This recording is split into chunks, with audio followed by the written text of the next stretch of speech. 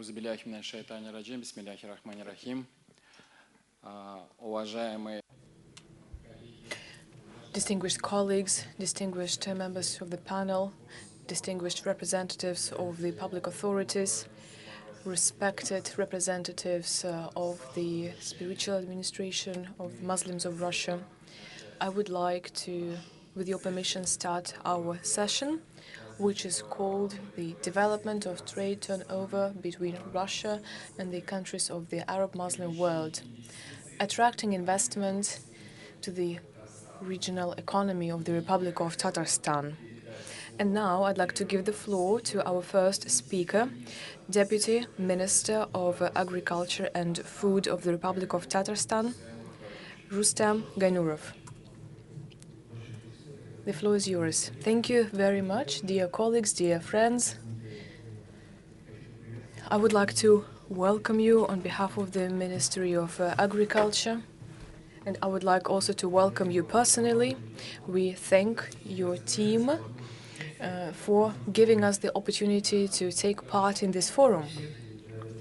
We'd also like to welcome and thank all the friends from the Arab world, from the Muslim countries that are participating in this session. So the Republic of Tatarstan, if you don't know it yet, is the leader in the production of milk as well as other products. That means that the Republic of Tatarstan, when it comes to the food safety, is absolutely sufficient when it comes to agricultural products. As to the export, starting from 2020, we've been actively developing our export tracks together with the Deputy Minister, with Marat Zabarov, as well as together with our colleagues. We've been working with this, and if we compare ourselves starting in 2020 and compare ourselves with now, we've actually grown by 3 times. So in 2020, the volume was about 160 million USD, and this year it's more than 400,000 USD. So it's the real work that is conducted with every exporter, with every governmental body.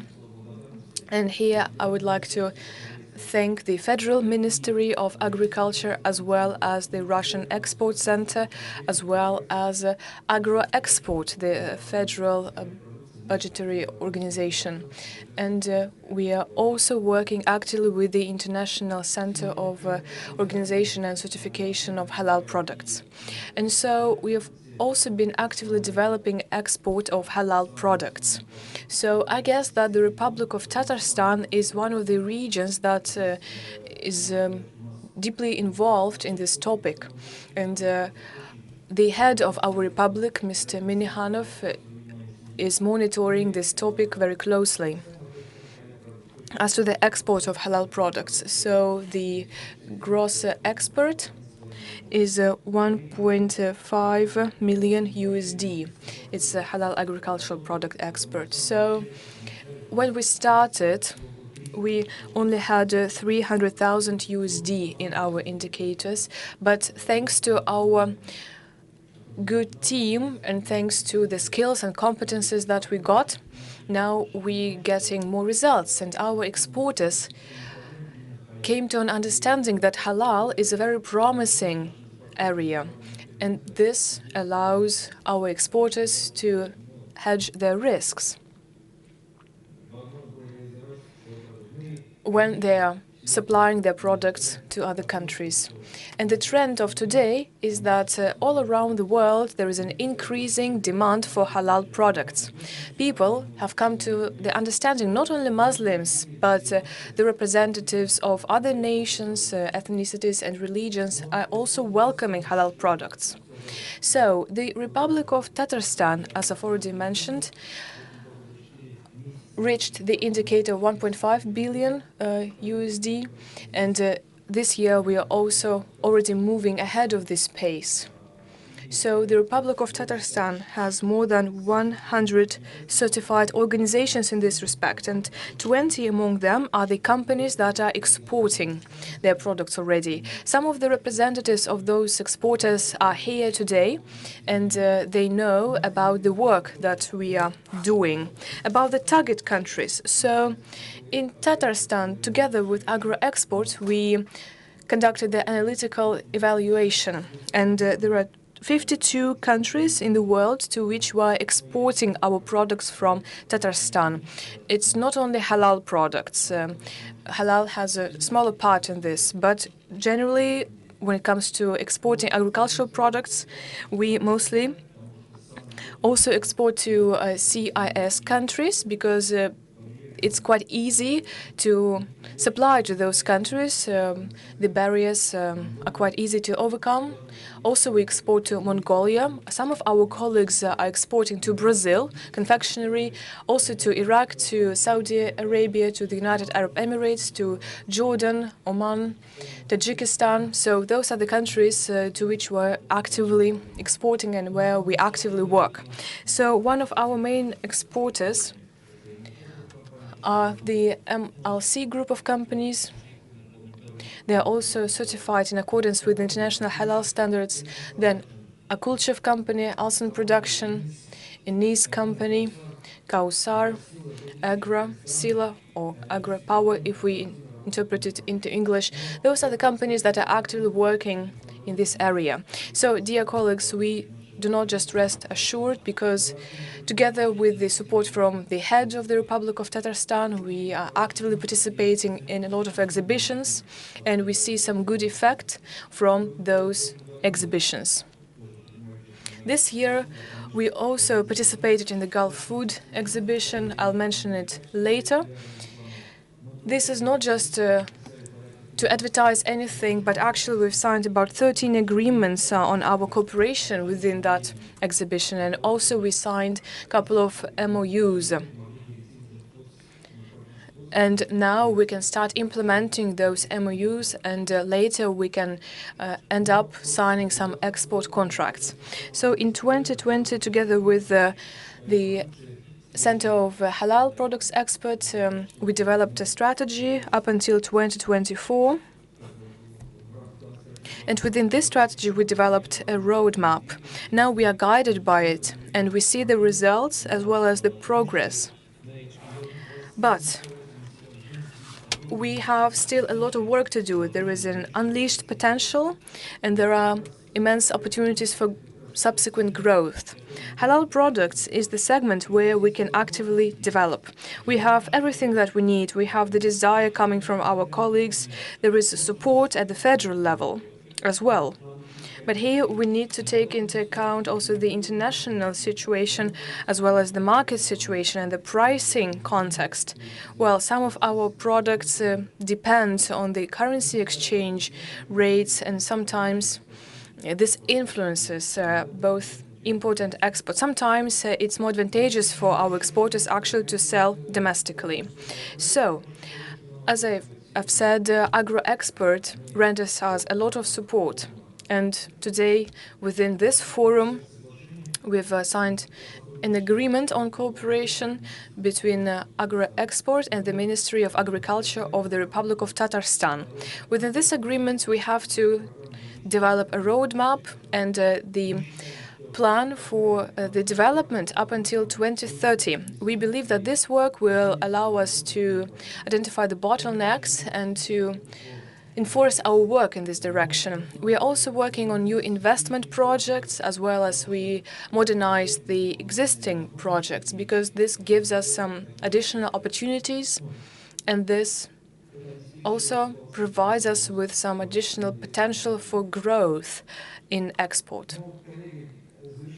So, dear colleagues, to conclude, I'd like to state that this forum, I'm sure, will have a very good foundation and platform for cooperation development and fruitful work in future. Thank you.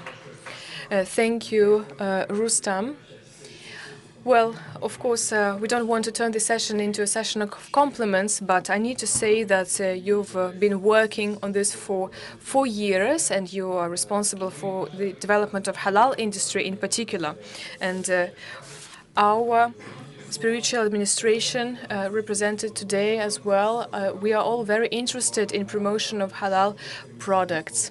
And so we are very thankful to your ministry as well as to Rais, the head of the Republic of Tatarstan. I was born here, I grew up here. I'm very thankful for all of this. And I do hope that the plans that you have will be developed and implemented. And well, it's very nice that you could represent our Republic at the Gulf exhibition.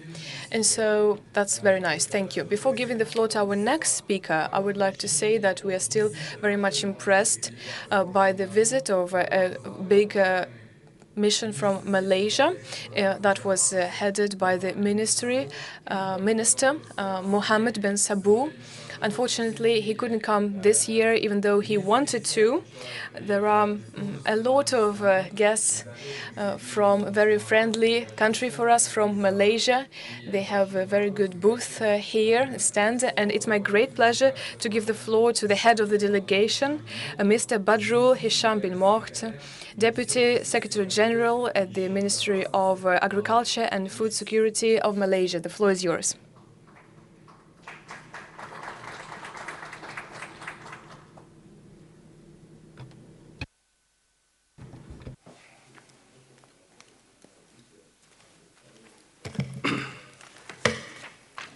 Thank you, Mr. Moderator. Bismillahirrahmanirrahim. Assalamu alaikum warahmatullahi wabarakatuh, and very good afternoon. Honorable Deputy Minister,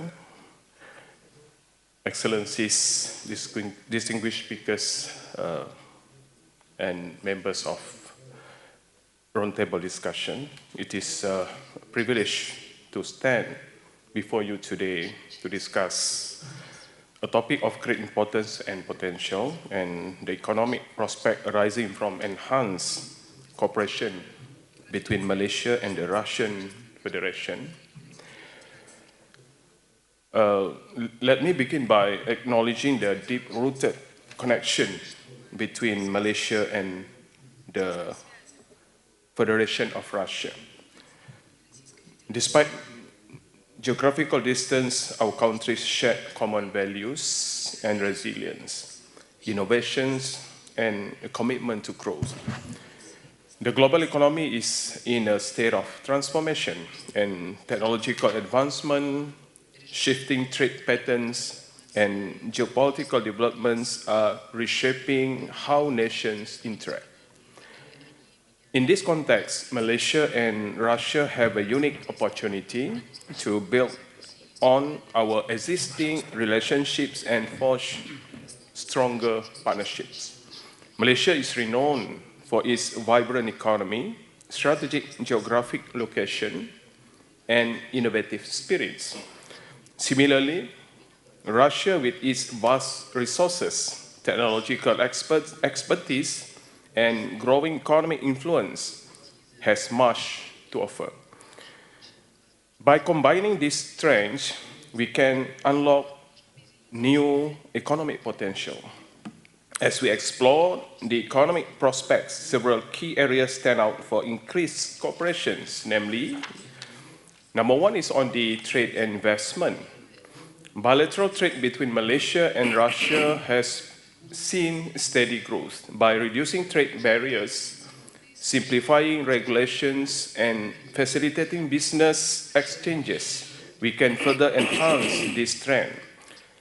Let's encourage greater investment in both directions, fostering cross-border partnerships that create jobs and stimulate economic development. Number two is on the technology and innovations. The digital revolution presents new opportunities for collaboration in technology and innovations. Joint venture in artificial intelligence or AI, biotechnology, and digital agriculture can drive economic growth and foster knowledge exchange. Russia has always been renowned for its strong science and technology capabilities. and well-established research and innovation culture. Despite economic sanctions, Russia has shown remarkable determination in finding its own solution.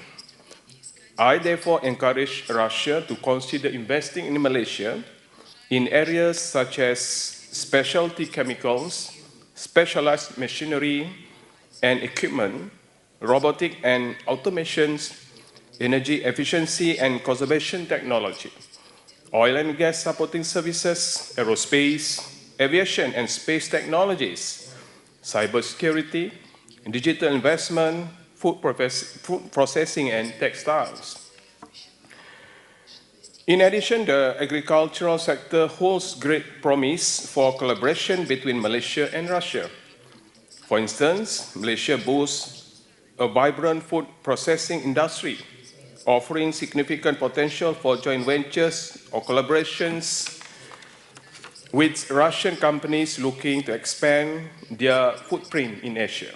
Similarly, Malaysia's growing digital startup scene provides exciting prospects for cooperation with Russian counterparts in developing innovative technology solutions and products, especially in consumer business, technologies, e-commerce, and digital services. As part of Malaysia's effort to become a leading digital hub in the region, we welcome Russian technology firms and startups to establish their presence here, using Malaysia as a launchpad to venture to Asia. On education and research, academic collaboration and research partnerships open doors to new knowledge and talent. By fostering academic exchanges, scholarships, and joint research projects, we can inspire the next generation of leaders and innovators in both countries. Thus, we would also be much interested to explore areas of cooperation between Malaysia and Russia, as well as Russia's initiative in strengthening food security initiative in your country. We are keen to create opportunities for affordable technological transfer from Russia, making advanced agricultural technologies accessible to local industry players. Through capacity building initiative and knowledge exchange programs, we aim to empower our farmers and agri-businesses to adopt innovative practices, improve productivity, and enhance sustainability. Malaysia recognizes Russia's expertise in scientific research, particularly in areas such as crop breeding, genetic engineering, and precision farming. By collaborating with Russia's institutions, Malaysian farmers and researchers can gain access to cutting-edge technology and knowledge, leading to improved productivity and sustainability. On the other hand, Malaysia is known for its high-quality palm oil, rubber, cocoa, pineapple, and durians, while Russia is renowned for its wheat, barley, sunflower seeds, meat, and dairy products. By deepening our trade ties, we can create win-win situations for our respective industries and consumers. Through joint initiative, we can promote best practices in sustainable agriculture, reduce carbon footprint, and protect natural resources for future generations. While the prospect of cooperation are promising, realizing them requires commitment and vision. Governments play a crucial role in creating an enabling environment for business and fostering international partnerships. Policies that promote economic openness, innovations, and sustainability will be essential.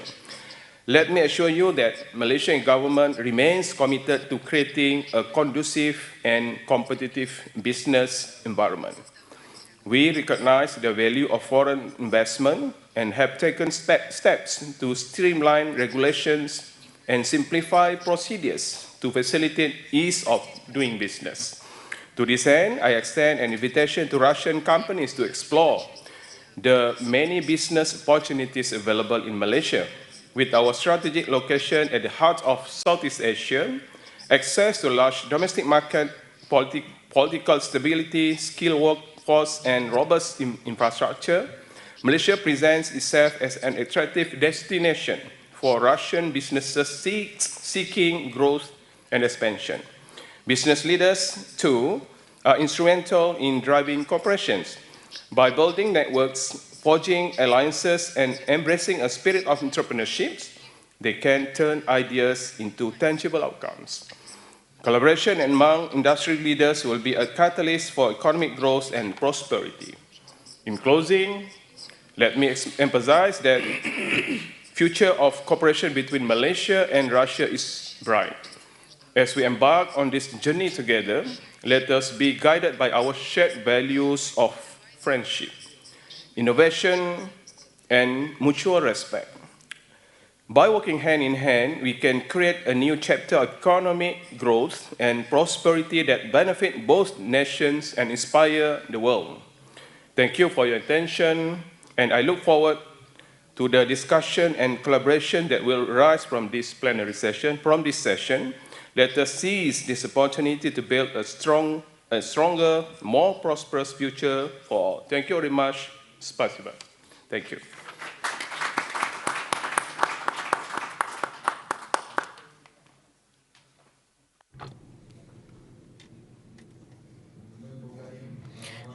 Would like to say thank you to Mr. Badrum Hisham bin Mohd for his speech. Just a few words from my side. Our center celebrates our 22nd anniversary.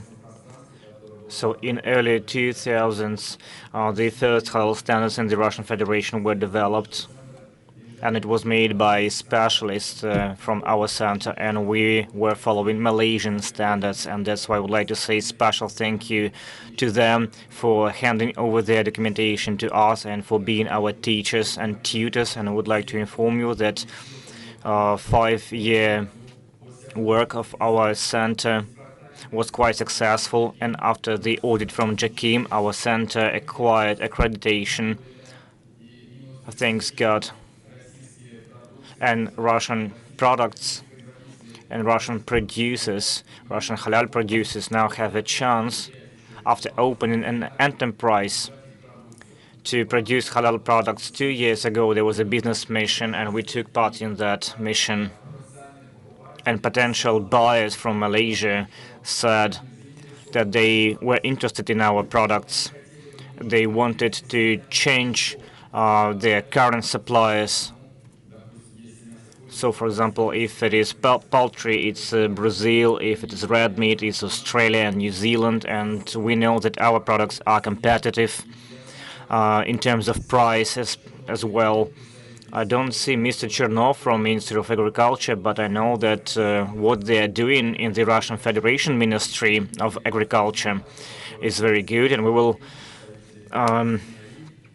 receive the delegation from Malaysia, from JAKIM. There will be no barriers, everything will be harmonized, and our enterprises will be able to supply their products to Islamic countries.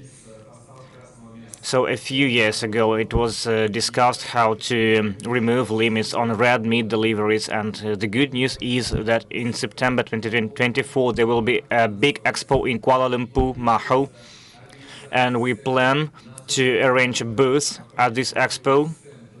There will be a booth of the Republic of Tatarstan, and I'm hoping that Mr. Gainulov will be like a driver, and it will be a good example for other producers from other regions.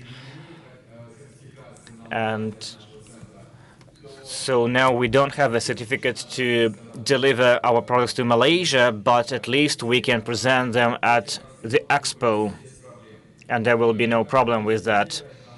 And also there is an initiative, so maybe we can add it to our Sheikh agenda. Maybe he can head our delegation, and I think it will boost our status, the status of this delegation, of this travel. If our Mufti will go to Malaysia, well, we can think about it. Thank you. And now it's my pleasure to give the floor to our next speaker. This is Minister of Agriculture of the Republic of Mordovia, Mr. Ilyushkin, Anton Ilyushkin, and he will deliver a message on behalf of Artem Zhdunov, head of the Republic of Mordovia. So Mr. Ilyushkin, over to you. Thank you very much. Good afternoon, dear colleagues. I would like to say a few words about our region, about our republic. So the Republic of Mordovia satisfies our demand, and we are the leaders of the main food productions per capita, such as milk, meat, and poultry. So we have delivered our products to 16 countries, including 6 countries of the Islamic world: Kazakhstan, Uzbekistan, Azerbaijan, Kyrgyzstan, Tajikistan, and Turkmenistan. Our products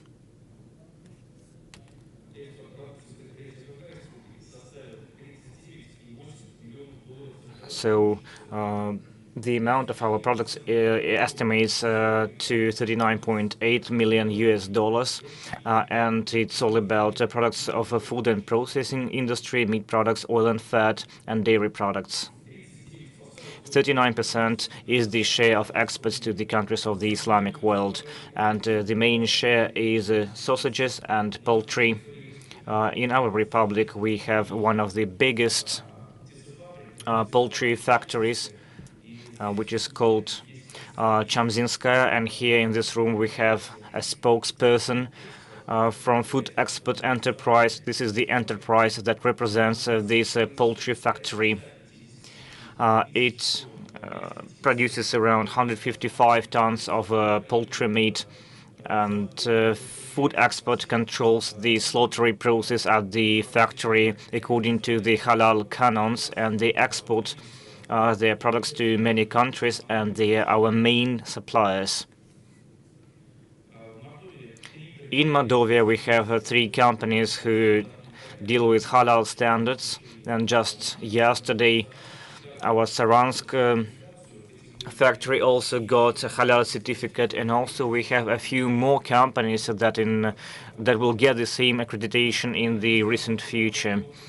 So I also mentioned Food Export Trade House. This is the official exporter of halal certified products of Chamzinskaya poultry factory, and they have been actively producing chicken according to the halal standards, and they have more than 20 types of products. Also, we have the RTR Group. It's a relatively young company that produces a wide range of sausages, sausage products, and meat. And they are now presented under the brand Podlesnya, and you can easily find them in a lot of stores. Karpai specializes in the production of roasted to packaged sunflower seeds, and they produces up to 100 tons of sunflower seeds per month. The company successfully exports their produce to a lot of companies, and since 2012 they export their products to Germany, England, Israel, Portugal, and some other countries, and also they are a supplier of the confectionery product Chak Chak. Also, I would like to say a few words about organic production. Mordovia is one of the leaders of organic products. We are in the top 10 regions, and now we have 5 certified companies. In 2024, these certificates will be issued to some more companies. One of the biggest representatives of this direction is the Biosphere company. Their trademark is Arivera,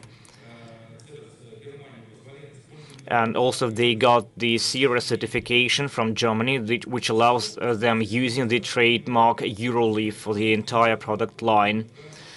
So actually they produce and export packaged grain, groats, flour, cereal, and cheese, and they are going to cooperate with Iran and the Emirates. So now about prospects for the future development. The prospects are great, the potential is great, and we constantly produce best products that can be exported to other countries.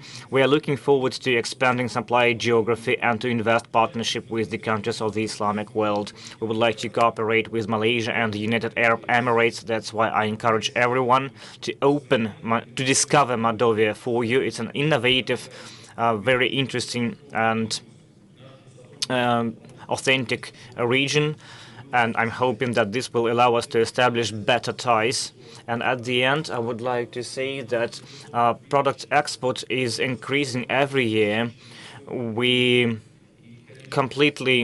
have food safety 100% covered, and of course, the Republic Tatarstan is a bit ahead of us. But over 2023, $39 million is the increase of export potential is 20%. So once again, we welcome you to our republic. Thank you very much.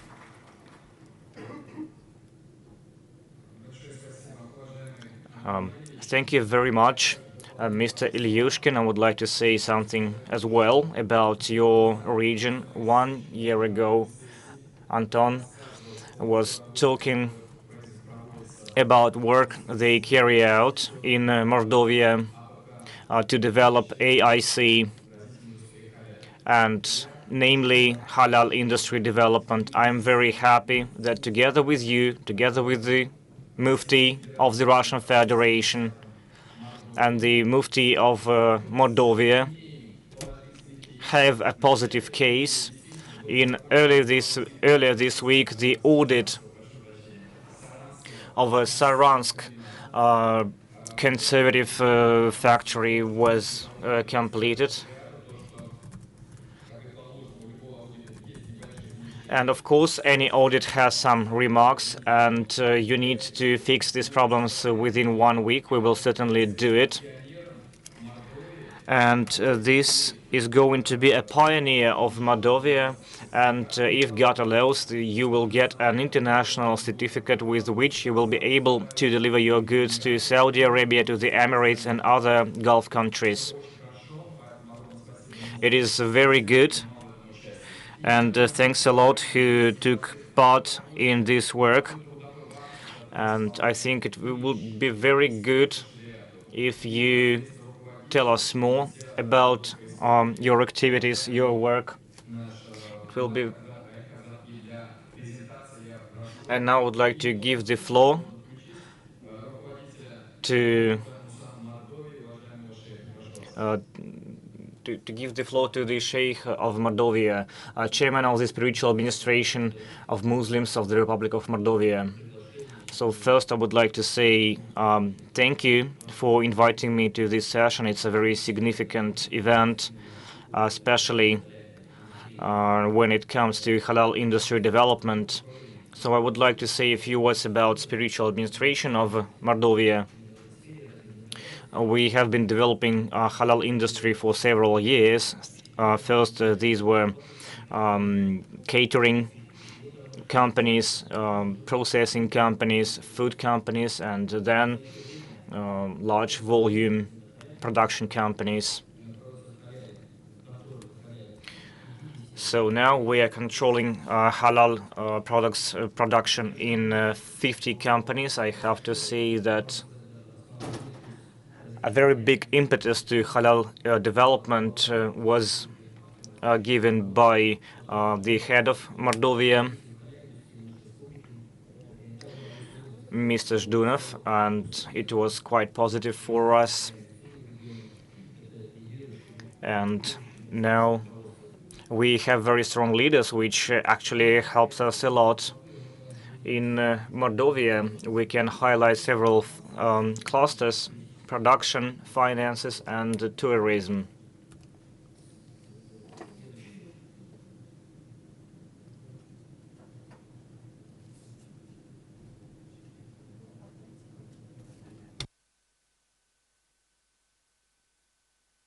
So Mr. Ilyushkin already mentioned the largest poultry farm, Chamzinskaya. We have been certified 7 years ago.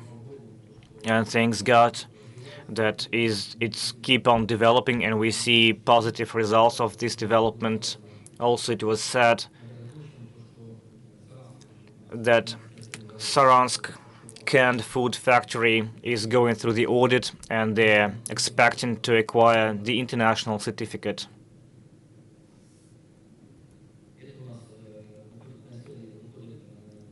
So this is the Lamzur confectionery factory, another factory that already got certificates, and now they're at the stage to renew the halal certificate. Here we see some products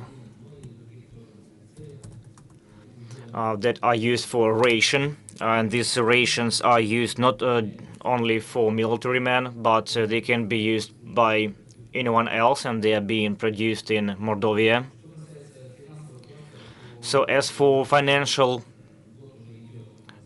cluster, I have to say that we have the advanced training program in Islamic finance. It's a pilot program, and we have implemented it with the support of the head of the republic, Mr. Zhdunov, on the basis of Ogarov Mordovian State University.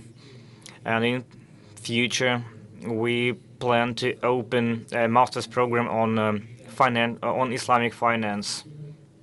We believe it is a promising direction because halal sector is one of the fastest growing in the global economy. And third is a tourist cluster. Leaders of the republic believe that tourism development is crucial, and we work very actively in that direction. This is the Radisson Congress Center Hotel, and thanks to Mr. Stashin from the leadership of Mordovia, we have the ability to receive our guests, especially Muslim guests who came from different regions. It's not just about halal nutrition, but also it's about halal accommodation, carpets, Quran in rooms, in hotel rooms, and everyone gets very surprised when they see all of it, and of course they are very delighted to have such a great service. Also, I have to say that we have a safari park,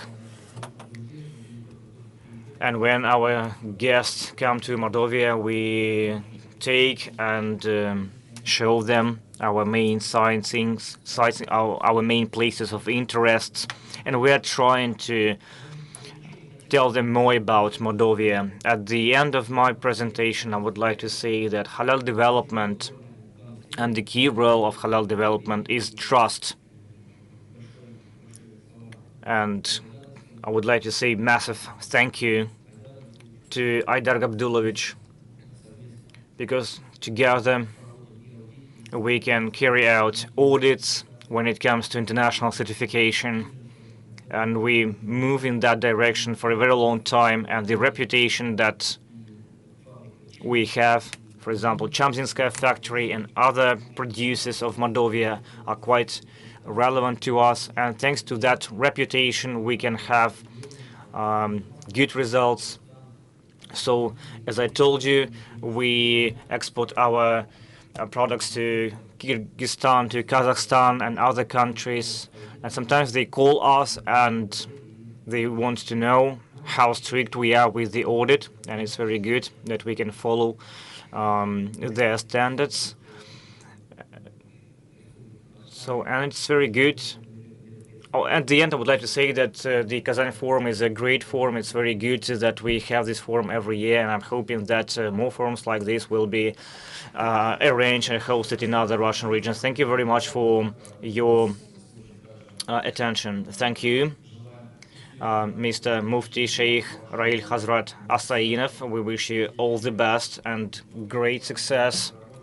And you mentioned your work, and the driver of halal products is the meat processing factory, poultry processing factory, and you mentioned several companies of Mordovia, and we know how thorough you are and your committee, that you have manual slaughter, and that Muslim practitioners are slaughtering poultry. And here in this room we have one of the leaders of halal export.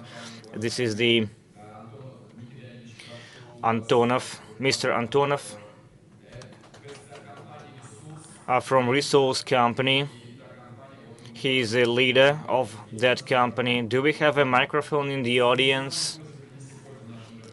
So I think that his insights will be very helpful to us. Maybe you can step in to my place and maybe you can tell us how do you like the Kazan Forum and say a few words about your work.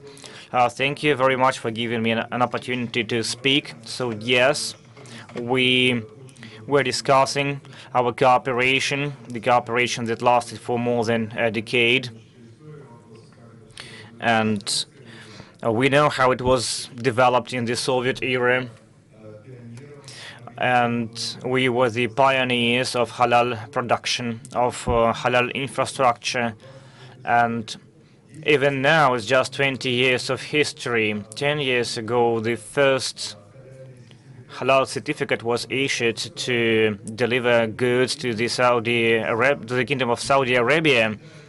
And sometimes we do not focus on just raising money, but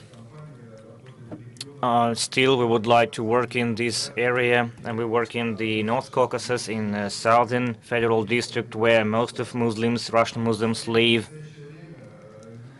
So now the results of our activities are the following. If we look back 15 years ago, it was quite impressive. Last year we have produced around 102,000 units of halal products, tons. Out of them, 75,000 tons were exported. Out of them, 50,000 tons to one of the strictest markets, the Saudi market. We occupy 98% of exports to the Saudi Arabia and have from 7 to 8% of import to Saudi Arabia from other countries. 25 is the domestic consumption, and 25% is export to our brothers Muslims of the Eurasian Economic Union and the CIS. And this is the result of our cooperation with the halal industry and the Republic of Tatarstan.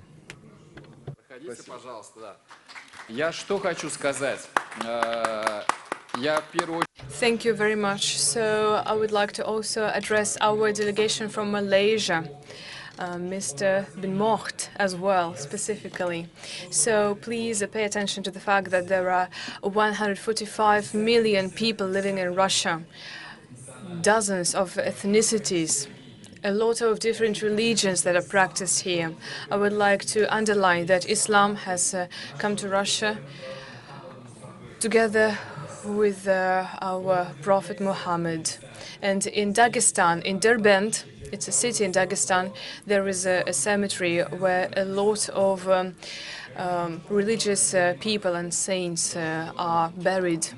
And I would like to draw your attention to the fact that last year we got an accreditation, and within Dmitry Anatolievich, who is not a Muslim, has created all the conditions for our Muslim masters, so they can do everything that is necessary for the religion. They also pray, and all our production sites provide halal food for the personnel. And so the Ramadan month is a very important period, and during that period, halal food, when it's already allowed, is supplied. So we adhere to all the halal rules. So on our side, this is the very important condition. So we observe all the practices of halal and Islam. All our poultry productions and the leaders, we all share the same vision. The conditions are provided to Muslim people. Halal is moving around this country, around this world. Halal unites us, and thanks to the efforts of our Mufti, also thanks to the spiritual administration of Muslims of Russia, we've got actually a new category of consumers. It's not a Tatar person, it's not even a Muslim person, but people also of other religions, they respect halal and they want halal. We also have the independent control. We respect all the rules of Islam. And so I'm very thankful for this, because the audits are quite strict. And when we were undergoing the audit, you went with us to the Moscow Islamic University, also the Cultural Center, and you asked us, how does our organization participate in the life of Muslims here? How do we participate in the programs? What charity do we do? I know that this is also the aspect that helped you to appreciate our work. So all the participants to this panel are as integrated in the processes as possible. We do not distinguish people by either ethnicity or religion. I thank the God. I thank for the opportunity to work in this industry, and I also thank all the players in the industry. And thank you very much. Thank you, Victor. Thank you, everybody. And I do hope that we'll be able to coordinate our schedules, and we will be also able to give you the award, the order that is waiting for you in the Mufti room. So I would really like to make our session useful for you today. And it's my great pleasure to give the floor to a representative from a state authority, distinguished Minister of Agriculture and Fish Industry of Astrakhan region, Mr. Pashayev. Ruslan, the floor is yours. You can stay where you are. Good afternoon. Thank you very much for giving me the floor. So first, I'd like to show you a short video about the Astrakhan region.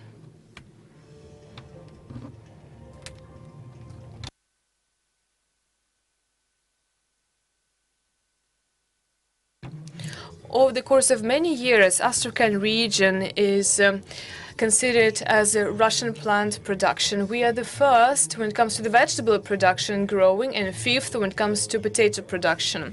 The technologies in the agricultural sector in the region are developing yearly.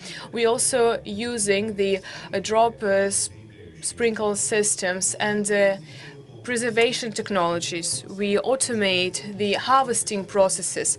Our high-tech complexes are used in all the sectors of agriculture. We are the leaders when it comes to the harvest of vegetables and potatoes around the country. We get about 1,700,000 tons per year, with the harvest about 600 from the hectare. And we get the harvest of tomatoes about 70% and onion about 30%. When it comes to the production and growing of potatoes, here our efficiency is 97%. We have 117 warehouses where we store the harvest, and we can store simultaneously 215 tons. And most of the warehouses are equipped with everything necessary for pre-sale preparation. And we sell about 70% of the products beyond our region. Our region has 12 processing plants that do the preservation, salting, and freezing of the vegetables. And the volume of the vegetables here that we preserve has grown up to 442 tons. Now the assortment has more than 300 different SKUs. As of today, the region has a number of large investment projects when it comes to the potato production, as well as growing vegetables in the greenhouse and outside it. And the investment is about 50 billion of rubles. So the implementation of such investment projects will allow us to increase the volume of production of vegetables in the open ground up to 2.5 million ton. Very important sector here is the livestock. So we are the first ones when it comes to the unique cattle of camels. We are also leaders when it comes to different types of meat, including lamb. And we preserve the positive dynamic here. We also increase the production of agricultural products yearly. To increase the margin of the products that we produce, we modernize our production facilities. We create livestock farms, feeding sites, everything that is needed, and it's in accordance with the highest technical standards. We can package and supply products all around this country thanks to our well-built logistical infrastructure. We are actively developing poultry and eggs production, and here our efficiency is about 160%. We also work with breeding, and we are increasing the genetic potential of the livestock that we have. A fish industry in Astrakhan. We fish and reproduce the fish and aquaculture. We also do the scientific research and train our personnel in the field of fishing. Agro-industrial complex has unique opportunities to grow such vegetables as potato, as well as to grow rice, to increase the cattle. And we are leading in the economy of the region. Our agrarians are adding to the development of agricultural industry, as well as they provide for the food safety of Russia. Thank you very much. Well, indeed, our agricultural industry, our AIC, is developing with an exponential growth, with an upward trend, and annually we increase the volumes of the products that we grow, as well as the products that we later process. So the foundation of our agriculture in Astrakhan is plant growing. We grow about 1.7 million tons of vegetables, and we are the leaders in Russia in accordance with this criterion when it comes to potatoes and rice. We are among top 5 subjects in Russia. And now we are also implementing a set of investment projects, and they will allow us to increase the growing of vegetables in the open ground, as well as we can grow more rice. In the upcoming 5 years, we expect to grow 3 more times of rice. So we are also developing our processing industry when it comes to the vegetables. We have 12 processing plants. Our production is rich when it comes to the assortment. We preserve the vegetables, we freeze them, salt, etc. Also, in Astrakhan, we have a very well-developed system of storing vegetables, potatoes. So we are growing year by year.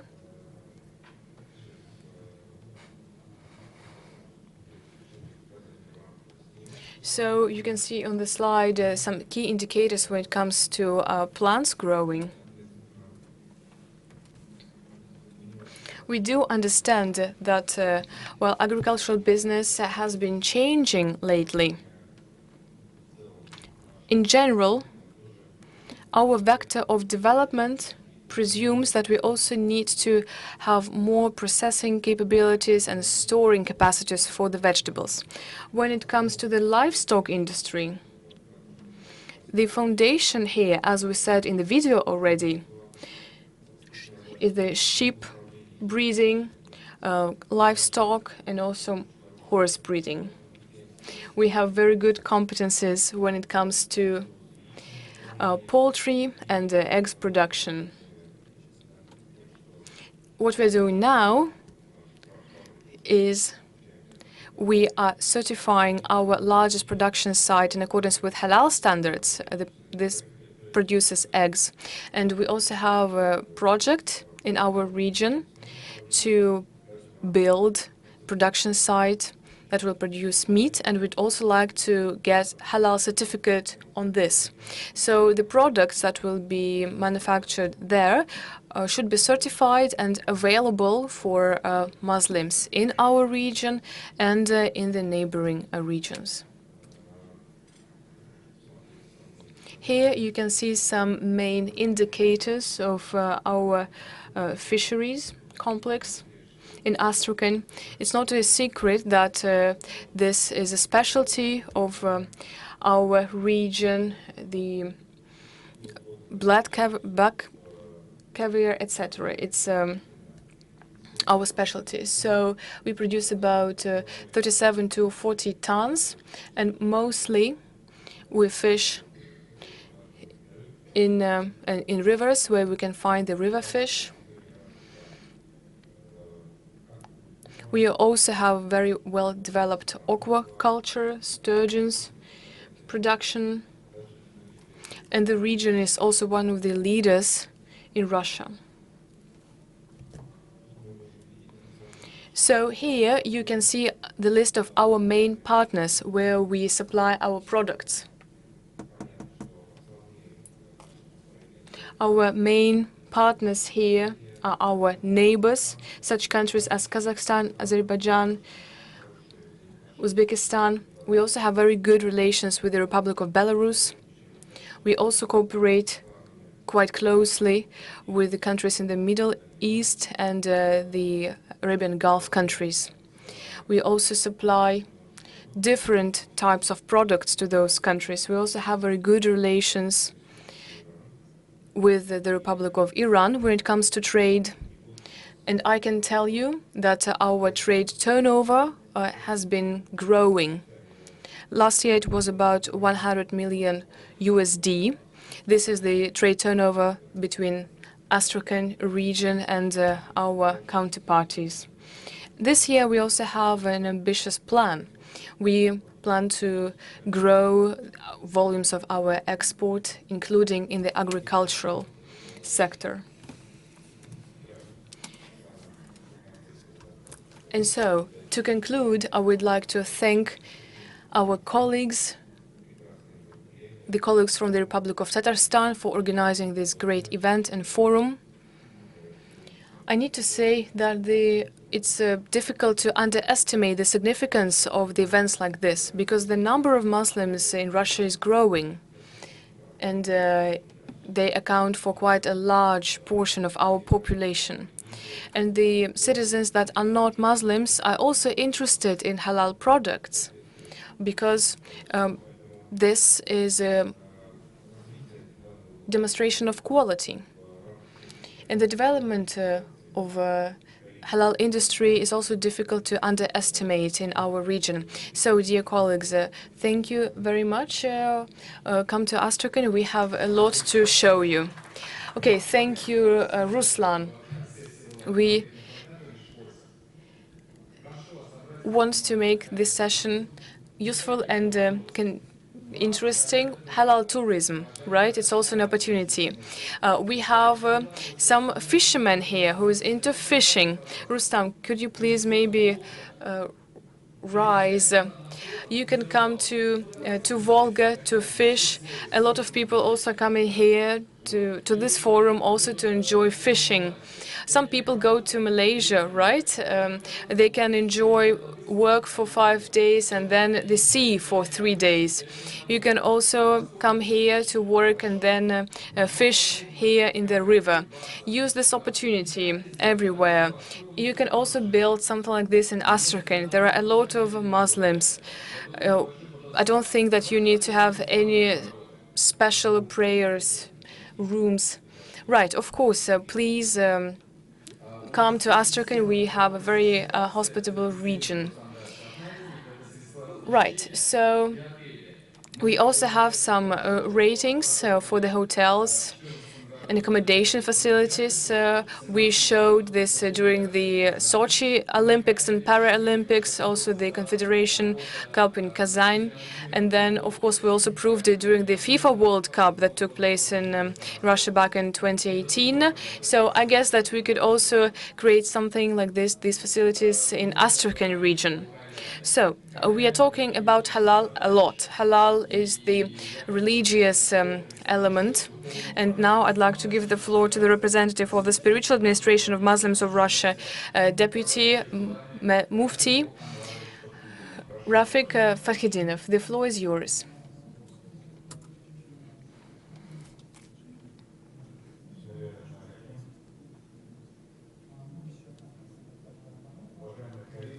Distinguished colleagues, distinguished participants to this round table, distinguished Rustam, ladies and gentlemen, I greet you with the traditional Muslim greeting. Peace be upon you, the mercy of Allah Almighty and His blessings be with you. Please accept prayerful wishes for the successful work of the 15th International Economic Forum, Russia Islamic World, Kazan Forum, and our roundtable. Our Spiritual Administration of Muslims of the Russian Federation and the International Center for Standardization and Certification Halal under it stood at the origins of the formation of the halal industry in this country. We were the first ones in Russia and one of the first in the CIS territory to professionally begin developing standards and checking for compliance with halal criteria of food products and ingredients. Our center, which is currently led by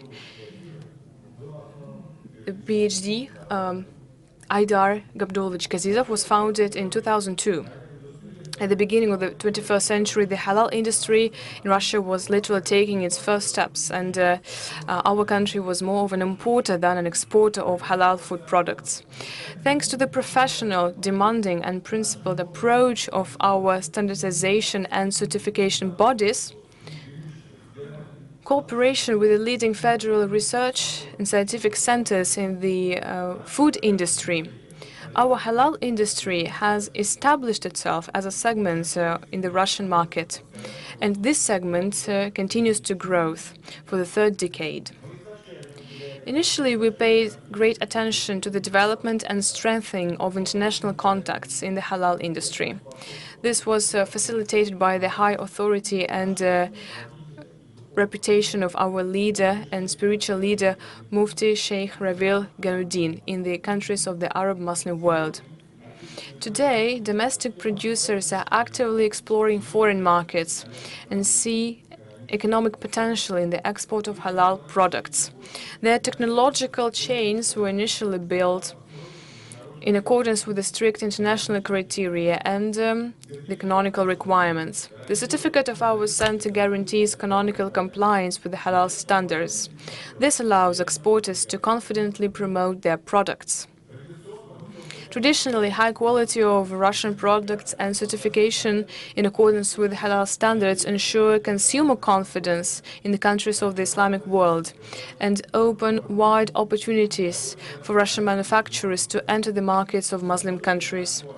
This is especially true for food producers, in particular meat and dairy products, as well as confectionery products.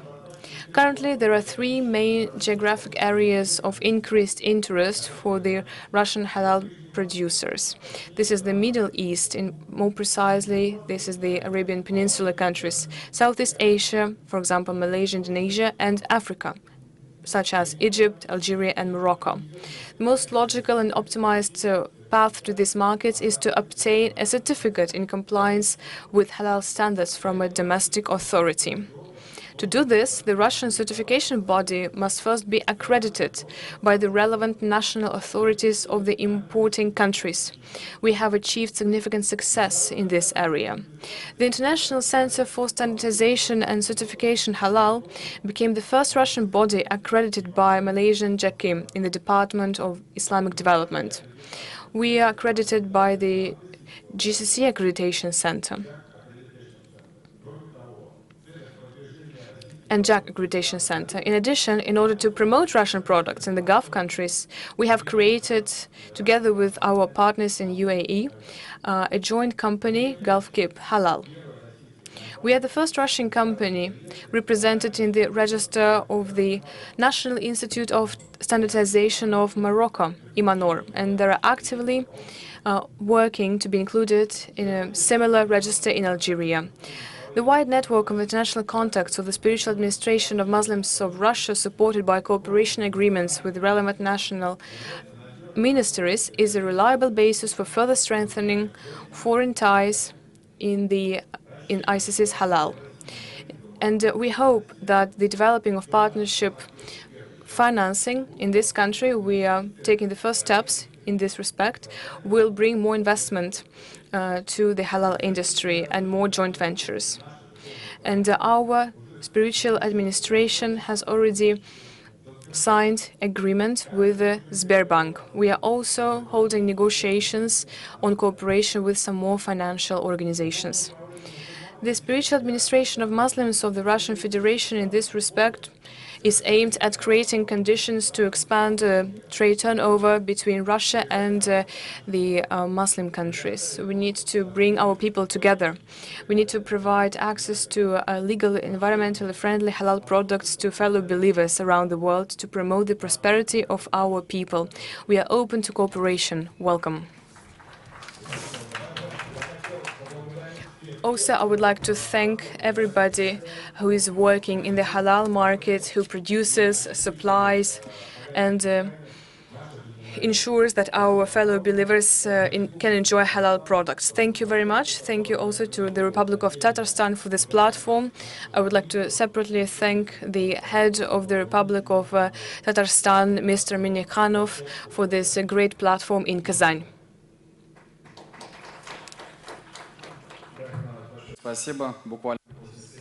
Thank you very much, Mr. Fatahedinov. After that session, we are going to have another meeting, very important, and we will inform at this meeting which kind of work has been carried out at this forum and before the forum. So thank you so much. And now, our next speaker. And these are those people who sometimes we call sheikh. And of course, women put special meaning into this word. Some of them, it was head of Mordovia, he's a sheikh as well. And I know that some heads of federations of regions are here. And one of the sheikh, so there are several of them in this room, is in the panel. He's the head of a big investment company that invests into the agriculture. And also he's exploring new territories for gold. And is it true? And I am happy, and before we proceed, I have to say that I'm happy that Sheikh Abdullah and his colleagues come here not for the first time. They are very determined, and I'm hoping that here in Tatarstan they will find what they're looking for. So tomorrow we will have a round of travels. So we work with them very intensively, and with you, dear Sheikh Abdullah, and with your visit, we would like to make our dreams come true, because we would like to develop our agricultural complex. We have a Russian-Algerian house. Mr. Khiznichenko, he will be speaking later on. There is a representatives of the Alibay company. So we really need your money, because you don't buy anything but guest from Russia, so it's my pleasure to give the floor to Mr. Abdullah Al-Shaibani for his welcoming remarks, and maybe he can tell us more about his company and the activities. You can do it from your chair.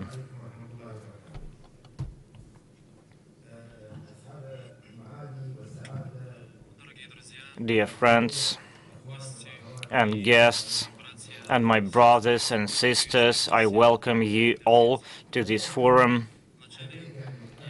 So at the very beginning, I would like to touch upon the topic that this brilliant forum that I have been visiting for 4 years now. I'm taking part in it, and it's a great pleasure to come to Kazan because I can share my experience at this forum. And I would like to say thank you to everyone who set up such an event.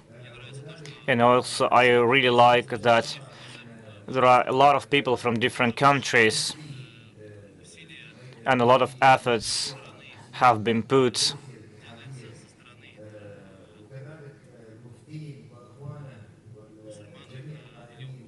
from Muslims and from the spiritual administration of the Russian Federation. So, right again, I would like to... So, without further ado, let's get straight to the business. I know that halal production is quite important. When we say halal, in this blessed hall, we know that halal right now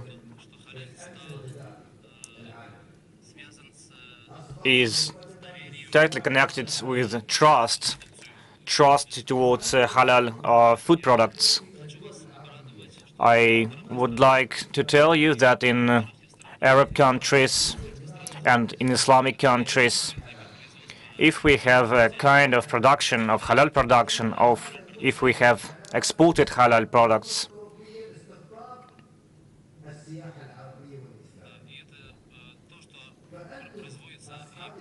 I mean, this is what is being produced and this is what is being exported to the European market, and here the companies, the businessmen who are producing halal products, you are responsible in a great way to build trustful relations, because people need to be confident in you, not just in your products, but also in the tourism, because a lot of people think that halal is not just about food, but also it's all about special conditions, and it's all about trust and quality of such products.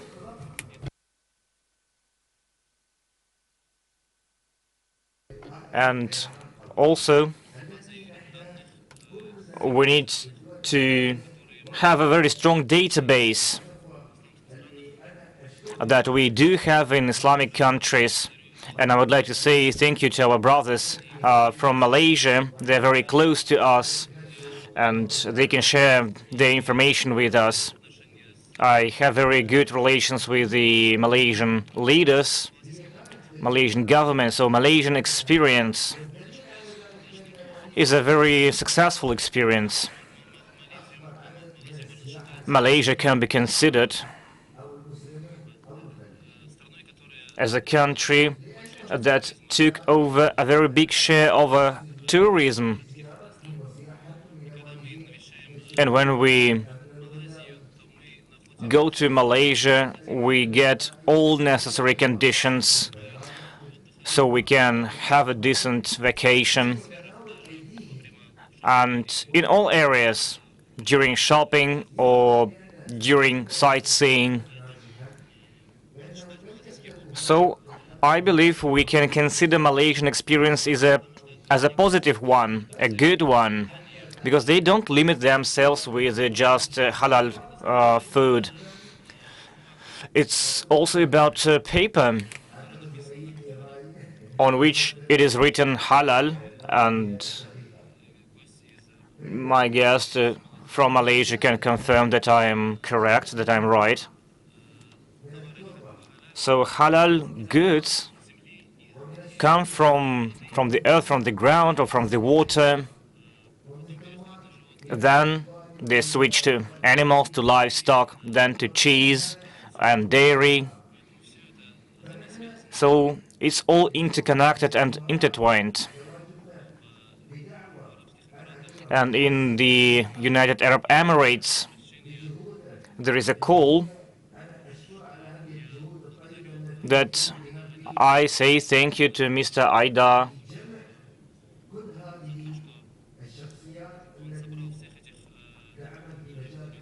for gathering all these people who have been working in the halal industry.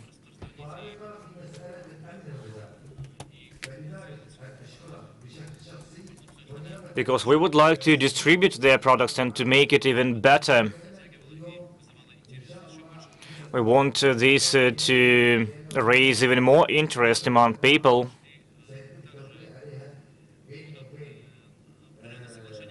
And of course, there will be some agreements signed between us, because we have made a very long way of negotiations.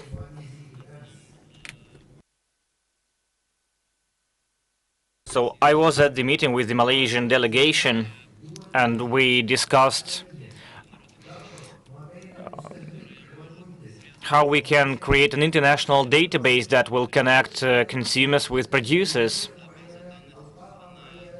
And this database will not cover just one region or one continent. It will be commonly available for all regions. We see there are certain technologies that we can leverage in this very significant area, because we want to gain that trust and we want to achieve the best quality of halal products. And this is what we need for the state, for the production, and for consumption, for goods turnover, for tourism. And also it has a very positive impact on other areas. As an example, the Emirates. They have been investing a lot into the Russian Federation and its industries. It exceeded $2 billion. Last year, it was $5 billion.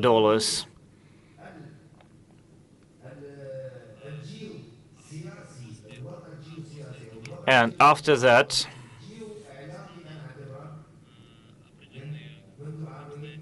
after certain circumstances appeared in 2022, despite these challenges and difficulties that Russia is now facing, despite all of this, still the tourist flow from Russia to the Emirates has doubled.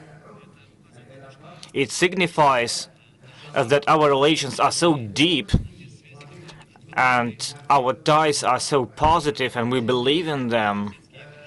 Our neighboring relations, we are going to promote them even better. Despite the propaganda and despite what people say about Russia, we still need to think about investing into the Russian Federation. I mentioned this last year. Last year, 5 billion. And every year this number is growing. Not speaking about oil and gas and other areas.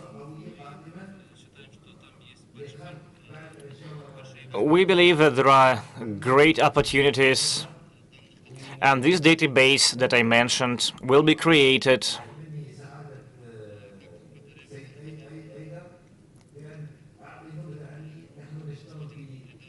as Mr. Aida mentioned it. We cooperate in more than 16 areas, and we see that the technology is being developed very fast. And the technology should be used in favor of all commercial areas. And the technology is the main factor for scaling and for expanding our ties and relations.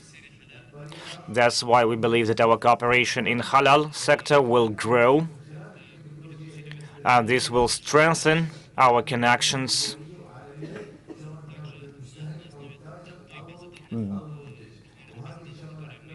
with the help of that international database that we are going to create,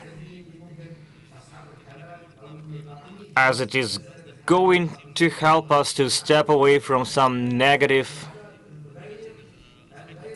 aspects that may affect us.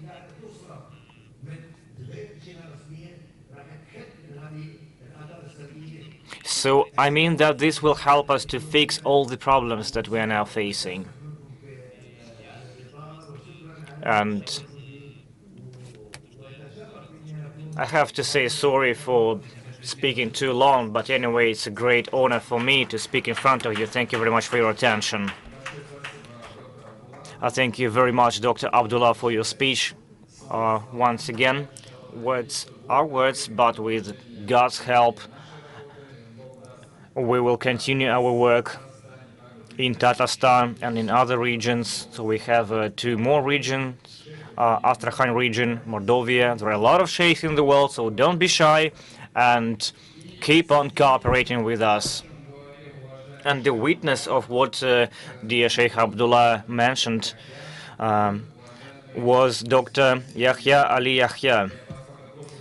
And also another witness was Sergei Muslimov, head of the Russian House in the United Arab Emirates. Sometimes we call them United Russian Emirates because so many Russians live there. So he's taking part in the next session. And you, dear colleagues, if you don't mind, we would like to have a very brief signing ceremony between our organization and the company of extinguished Dr. Abdullah. We will go to that table so you witness it, so they don't say later on that we don't remember what we were promising. We will sign everything. We will put stamps, handshakes, and then we will have a short break and continue our session.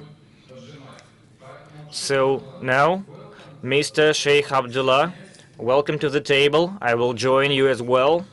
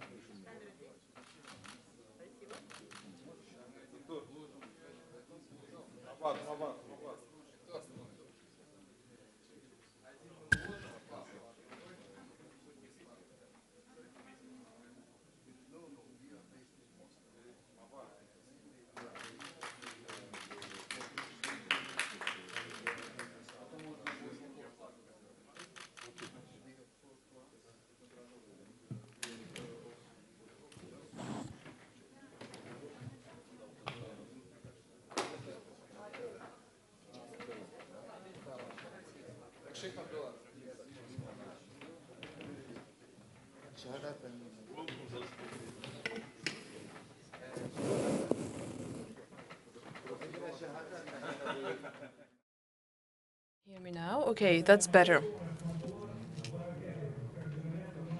As we say, in the United Arab Emirates that are quite far from here. Well, today we have quite a quorum. The first part of our session was more active, I see this, but today at this platform of Kazan Forum, we've already held a lot of interesting sessions.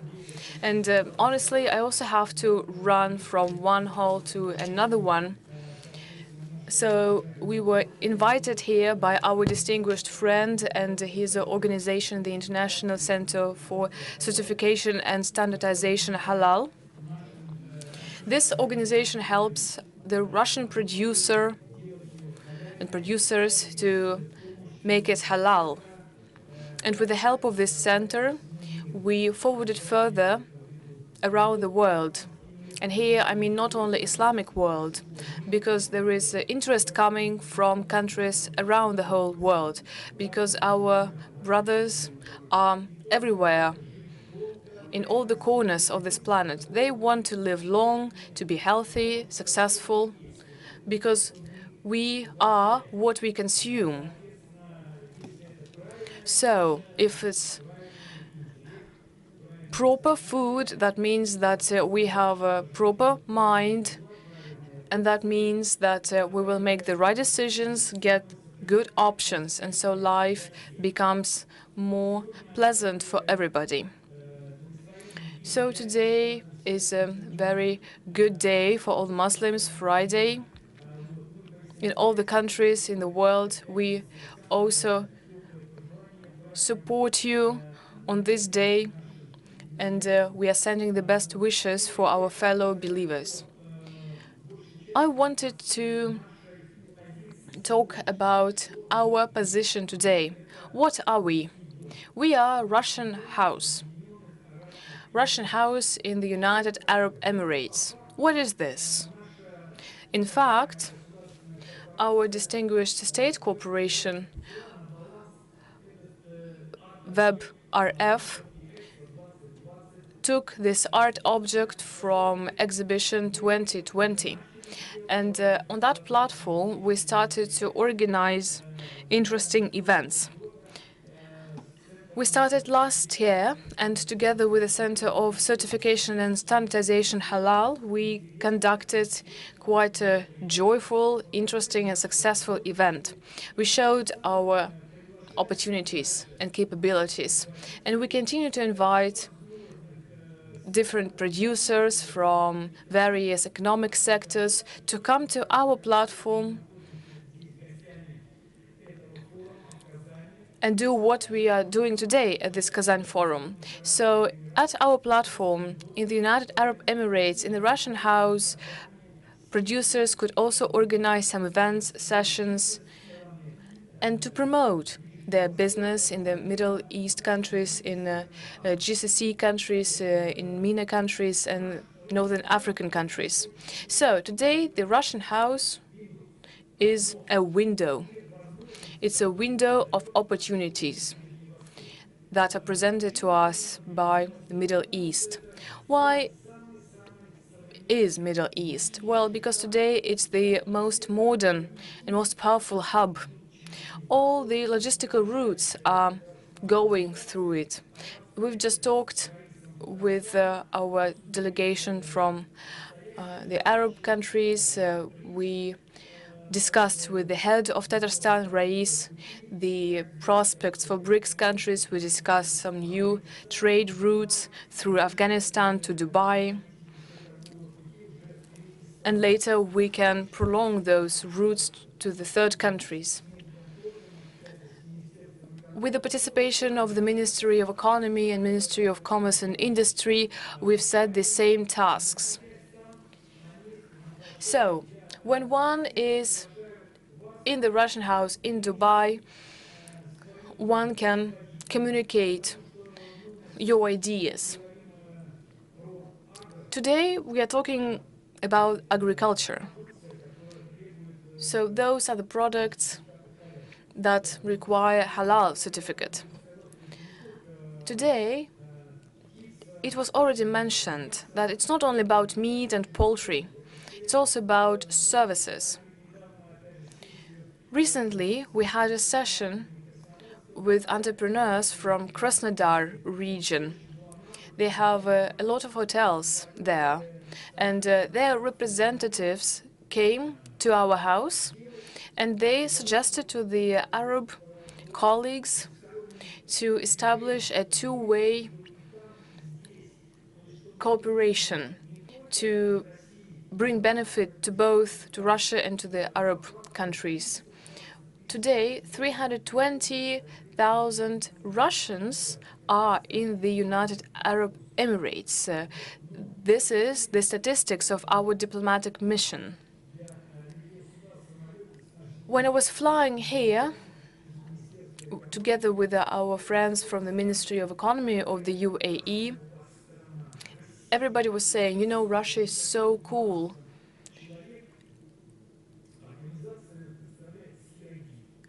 For example, there was a representative from CID. I'll explain a little bit. It's like a Russian FSB. And so he said, you know, I stayed on Petrovka Street and I had to get some cash and I only had dollars. And you know that international cards are not working in Russia now. And so he asked somebody how to exchange the currency. And there was just a passerby who explained how to go to the cash exchange office. And so it was quite a long way, like turn right, turn left, turn right, turn left, etc. And so this representative said, oh, you know, I would definitely need a navigator, GPS. And he said, you know, maybe you could go, like the person who helped this person.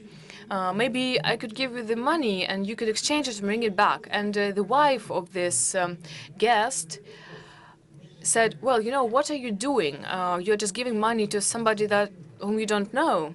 And he said, yeah, okay, like it's a test then. Whether this person will bring money back or not, we'll see.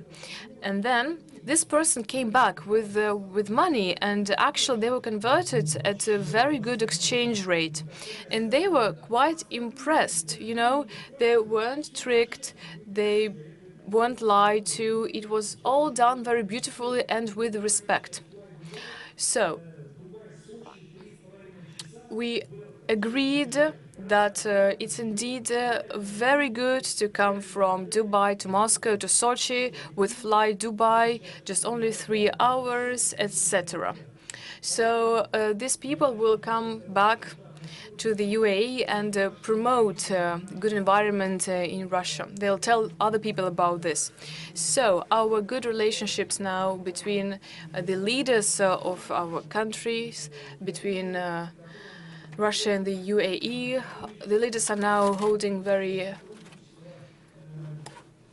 fruitful dialogues about economic cooperation. We want to bring more Russian business and to relocate them to this new zone.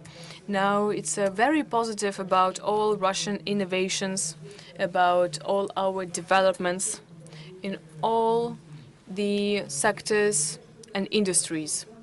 So, what's most interesting for our guests from UAE is what they can find here. They're curious about Russia. So, I was flying here, and I was talking to my colleague from the UAE, and I showed my colleague, oh, you know, this is Russia, this is big, and this is UAE, it's much smaller, and this is Europe, it's also much smaller.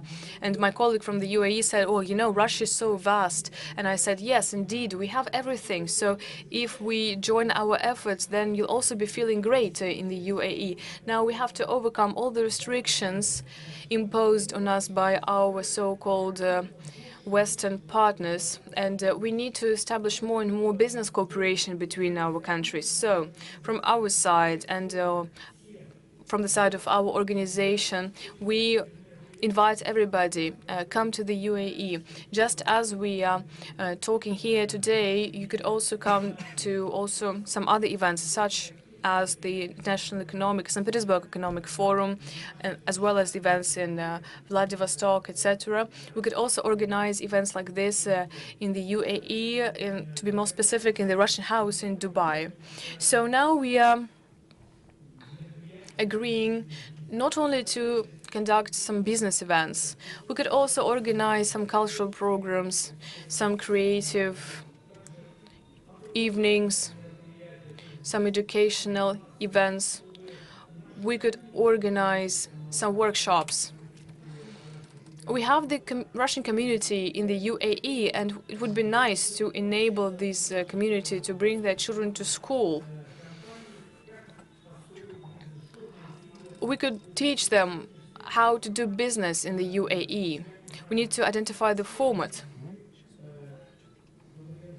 I'm not sure if you've visited the exhibition of the achievements of the Soviet economy.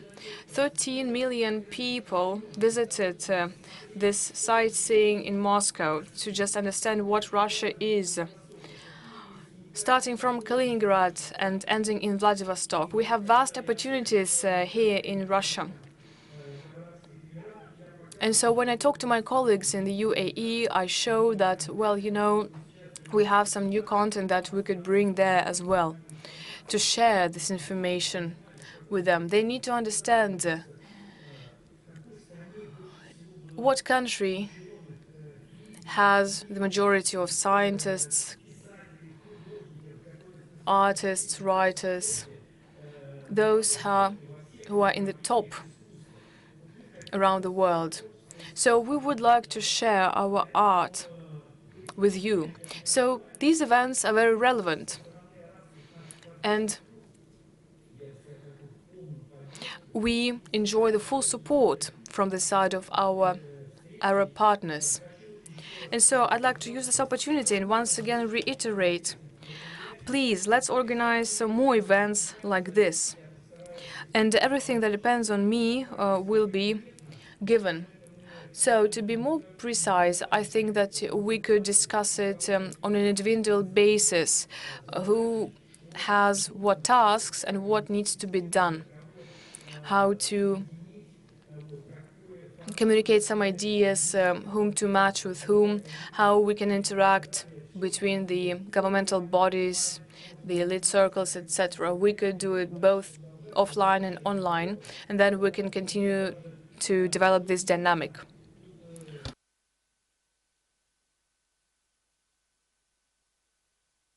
What's interesting, and actually this comes from my experience of living in the UAE, is that we, people who live in the UAE, and these were the words of my peer in the UAE. So the people in the UAE are ready to do business, to talk about economy, politics, etc.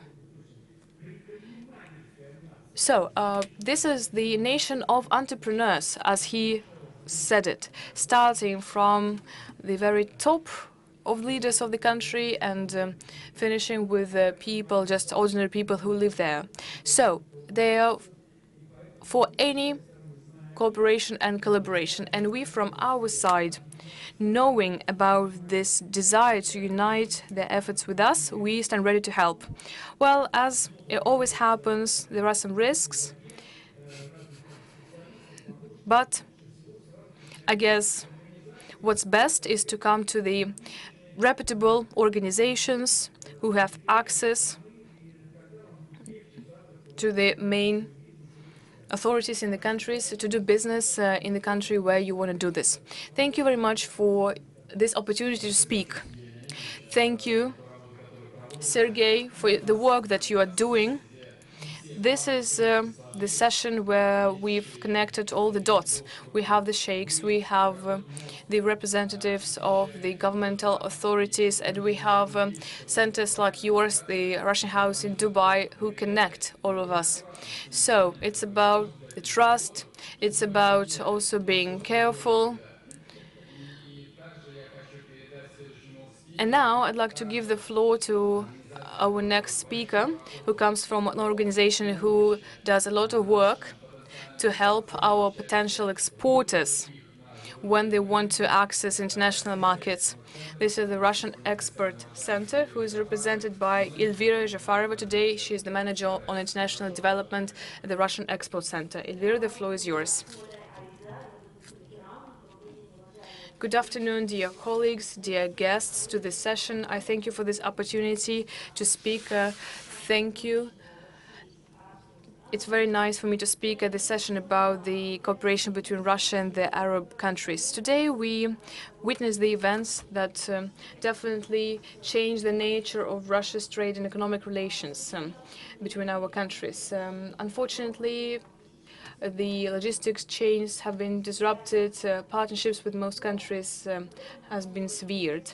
But we can talk about this in the context of developing of interactions with the Western countries. But as for the countries of the Islamic world, such as the Middle East, North Africa, and the Arab Muslim countries, Russia has always established and strengthened relations with these countries throughout its history. The UAE, Egypt, Turkey, Algeria, Saudi Arabia, Iran are traditionally our partners. And with somebody, we are opening a new chapter in the development of our trade and economic relations. The statistics show that the trade turnover between Russia and Arab Islamic countries is growing, despite the obstacles that are created artificially. And now we can state, as Sergei already said, that we have closest trade and economic cooperation with the UAE, Algeria, Turkey, Iran, and others.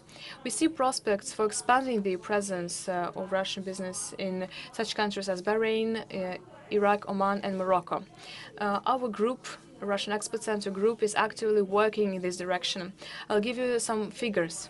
So, we've supported some experts in 2023. In Egypt track, about 328 unique expert projects got support from us, and it accounted for 55.9 million USD. Saudi Arabia.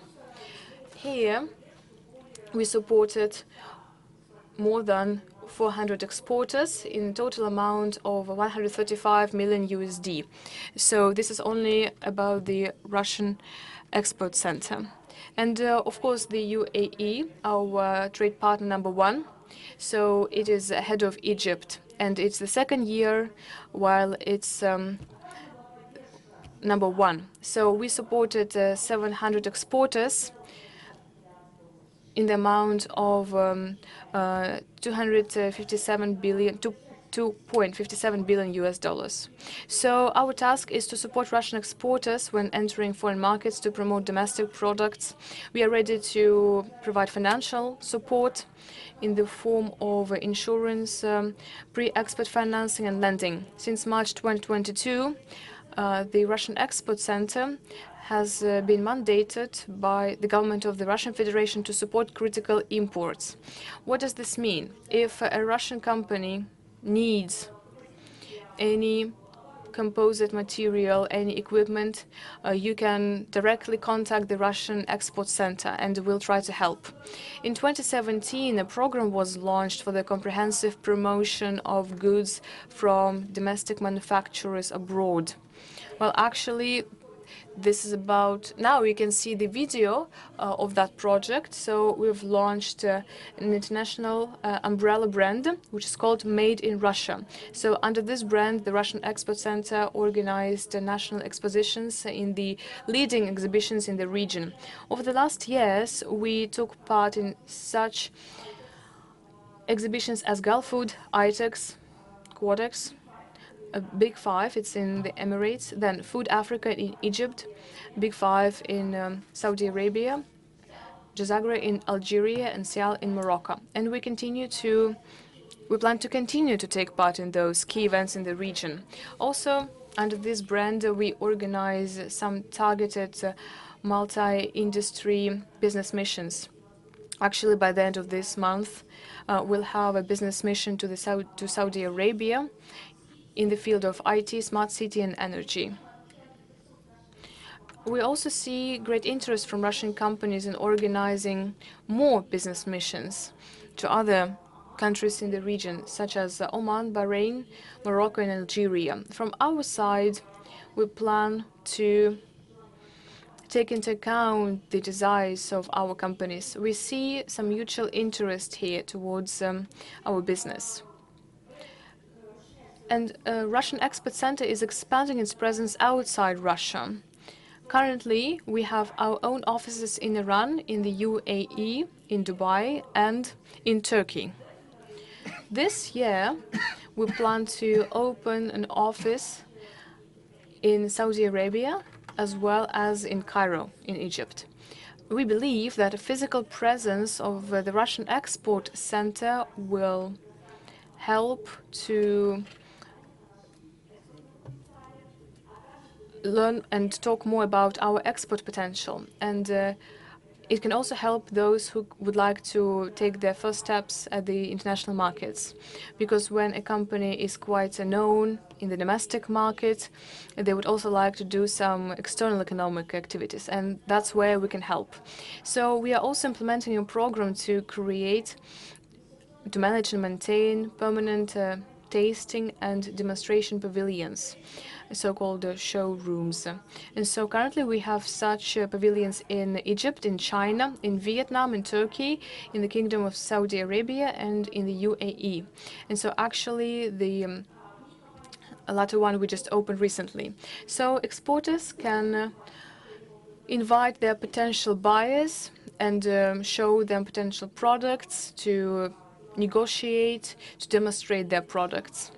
Our companies, to be honest, do see the effect from such promotion. For example, last year, products of two Russian companies, in particular Agro Alliance and Daddy Vanya, or Uncle Vanya in English, appeared in the shelves of one of the largest retail chains in the UAE. In Coop supermarkets. And so it's quite an achievement for us. And today,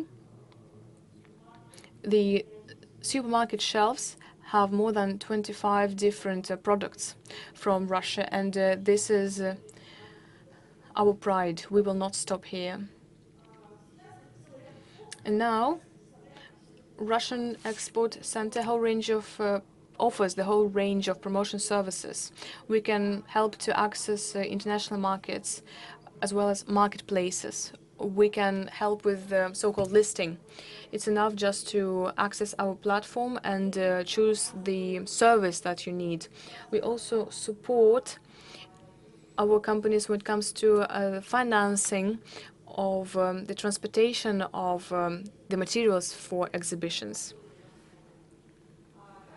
What we also do is we compensate the costs on certification and logistics, in addition to those financial services that I've already mentioned. So Russian products have already proved themselves in the markets. And, well, maybe you've seen this bird in the video. This is in the colors of the Russian national flag. And so this is the sign of the high quality of products.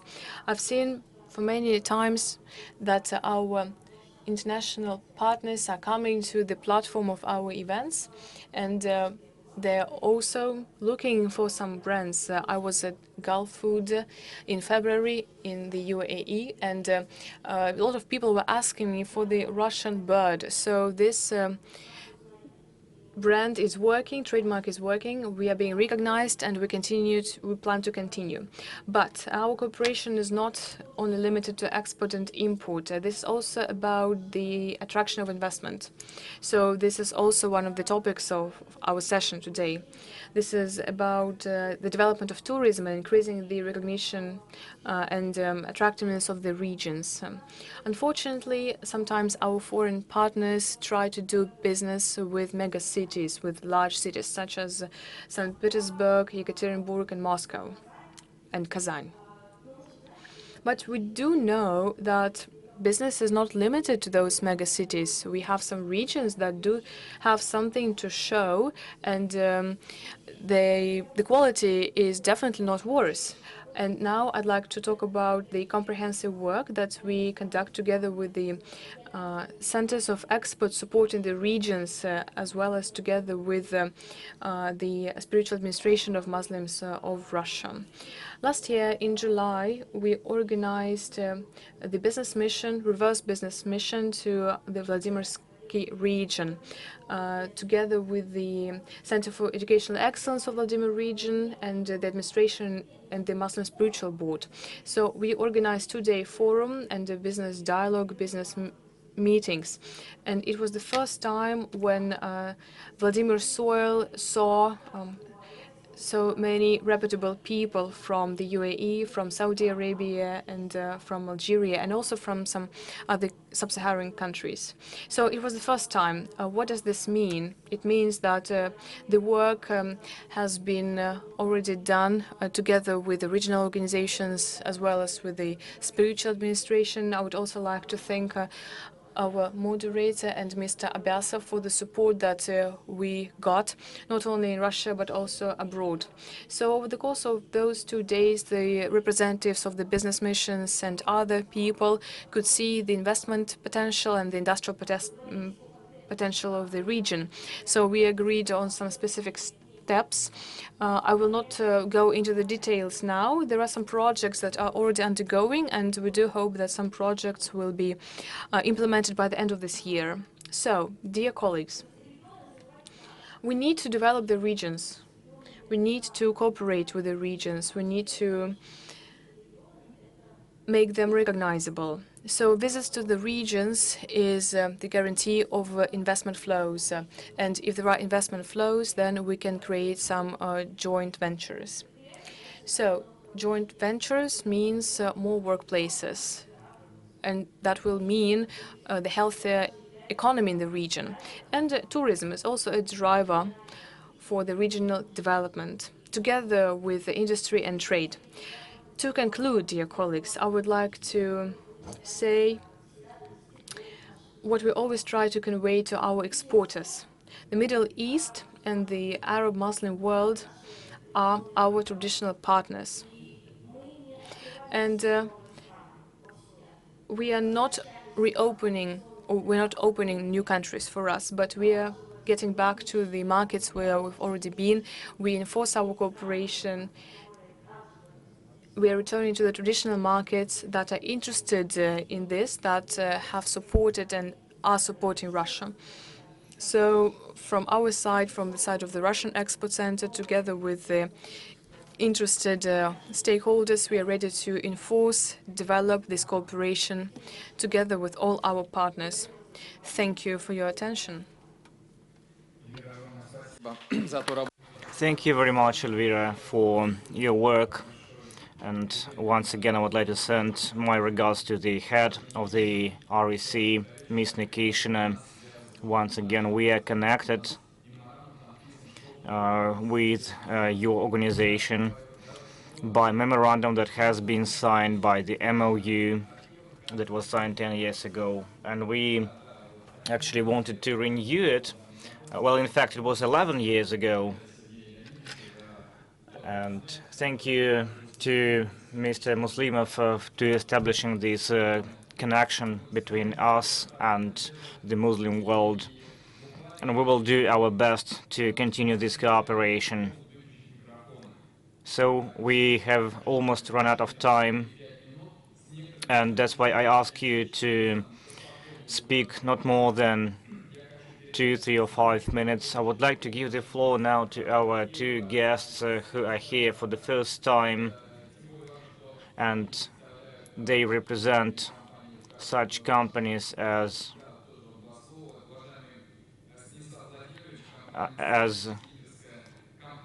Real Forwarding Company, Mr. Tobin. So just a few words from your side about the topics that we have been touched upon. Thank you very much, dear colleagues. It's a very hot 4th day of the forum. So very briefly, any development of a turnover of trade is not possible without logistics. And previously that region wasn't very well developed in terms of logistics, but now they got a new impetus thanks to you, thanks to your activities, thanks to those events that happen in the world. As people say, there is a real turn to the Global South, and Global South is all about us. We can't just ignore it. And now, even that all global operators left the Russian market, still we can find new options. The Emirates, Saudi Arabia, the Gulf countries, Turkey, all these countries can export their goods to Novorossiysk via sea. It's okay. As for Central Asia, it's a little bit worse because it's all about documentation. They have very old vehicles, and there are certain problems, of course, in Iran. And we need to deal with these questions because we are logistics operators, but we are always ready to help you. We build new routes,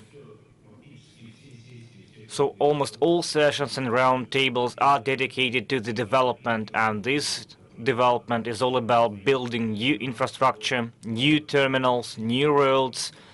We have highlighted this several times, even at the highest level. All our representatives, governors, people from the government say that a lot of money is being invested. The development is underway, and not overnight, but in the recent future, we will be able to establish new routes, we will be able to establish information exchange, we will fix the problems with the logistics, we will simplify transporter procedures, transborder clearance, halal certificates, VAT certificates, everything that is related to state regulations, all these papers that are actually so numerous, and it's very difficult to process them manually without digital tool. So we work on that direction as well, and I would like to wish all of you not to surrender. We see that this development is critical for us. We can't live without it. So I wish you all the best, great success and good business, and we will help you. We are the real forwarding company. We deal with the international logistics. We are part of big holding. They provide services for customs clearance, and also we can help you with certification, with legal advice. And recently we opened offices in Kyrgyzstan, in Turkey, in Kazakhstan, so we can offer you our services and our support in the above mentioned countries, and we can connect you with the companies from these countries, so you can arrange your payments, because settlements and payments is a big trouble nowadays. So we welcome you, we keep on working. I wish you great luck, and thank you for your attention. Thank you, Stanislav Tobin. We have 3 speakers. Vitaly, you can use your text at the evening session. Also, Ahya Alihya, he already made his debut earlier this year. And also we have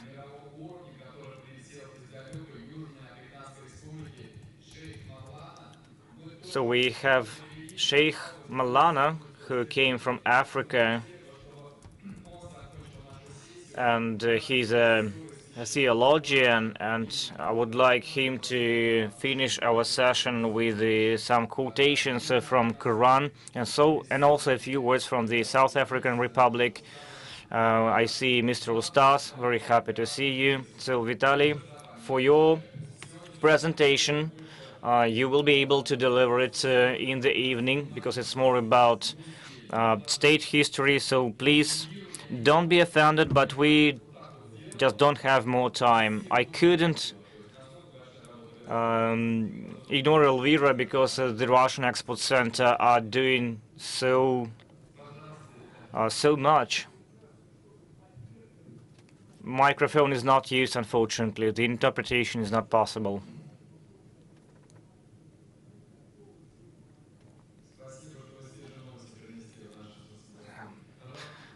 So now you're welcome. Good afternoon, dear colleagues, dear friends. First, I would like to say thank you to organizers for setting such a brilliant forum. I would like to send regards from our friend and partner, Mr. Gekhov, who is now on his working place. in Algeria, in our office. So very briefly, I will speak from myself. So I am the president of the Russian Trading House in Algeria, and the main task of our house is to connect Russian business with the Algerian market.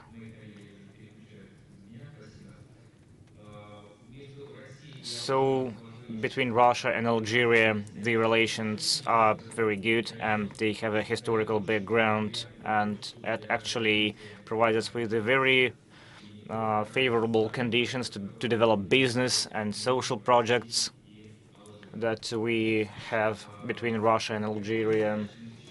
So what are our tasks? Currently we work on a number of projects related to energy,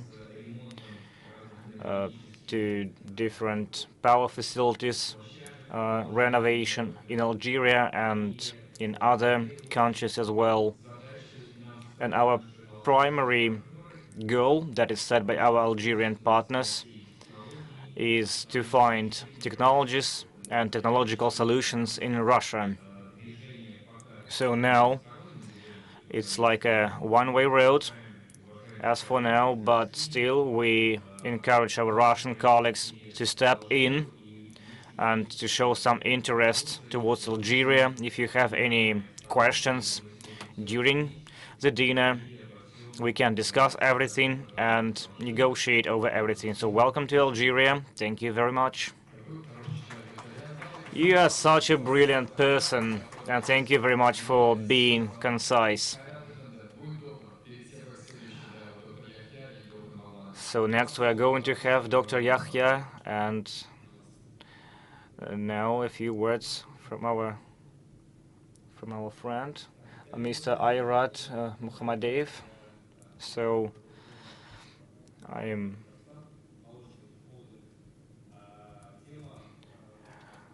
Ayrat Muhammadev from Vamin Holding. So the topic is Halal is an export driver. So we are the production company that deals with the dairy products. We have our own farms, our own production facilities. We have the trading house.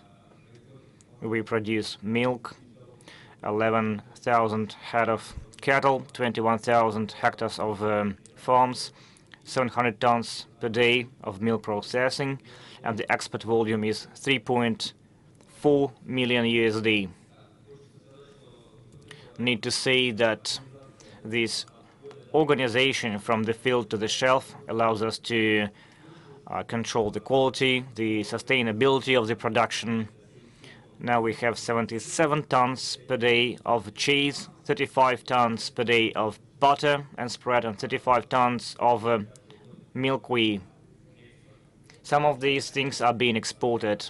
In fact, halal is the entire ecosystem, as it was highlighted several times, in fashion, in tourism, and in other industries. Food is not an exception. For us, halal, for producers, for cheese producers, is all about special facilities, ingredients, conformity with standards. As of now, the demand for halal comes not from just Muslims.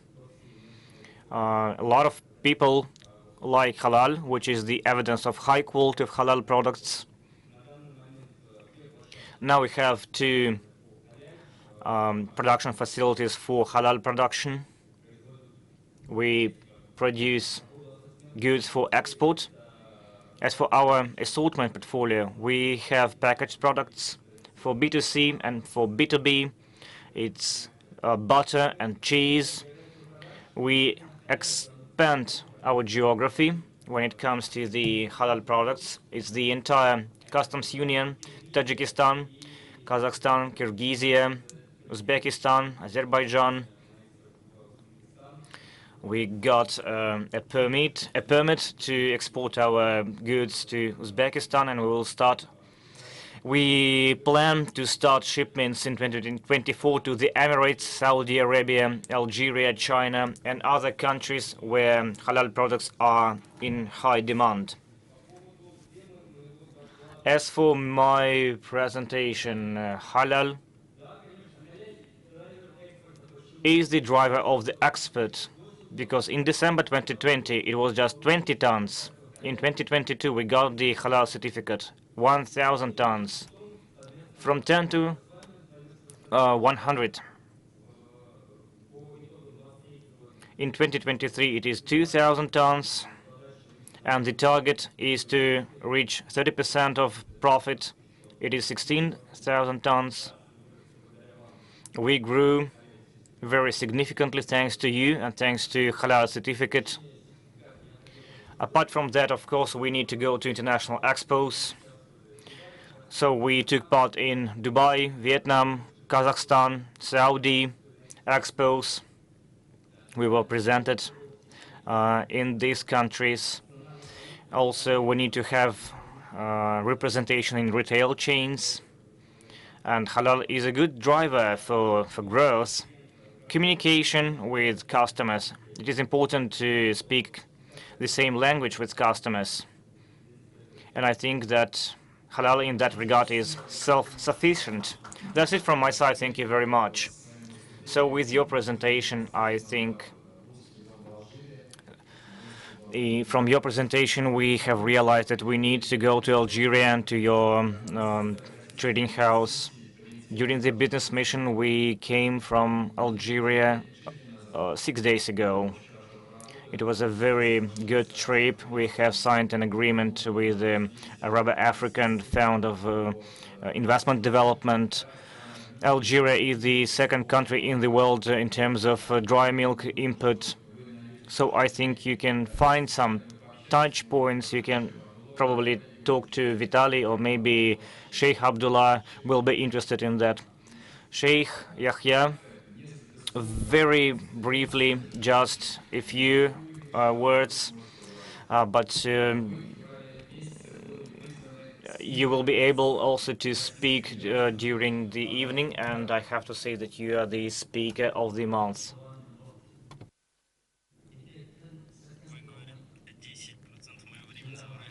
You took 10% of my time. So in the name of the God, merciful and grateful, we welcome you with this Islamic greeting. I have to be very concise and I have to shorten my presentation.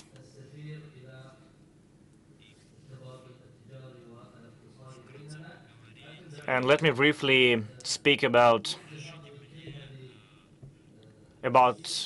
what we do, and let me send my regards to my friend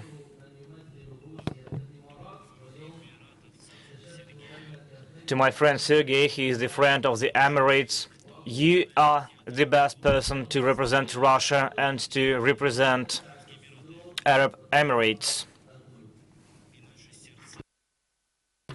And our hearts are always open to you.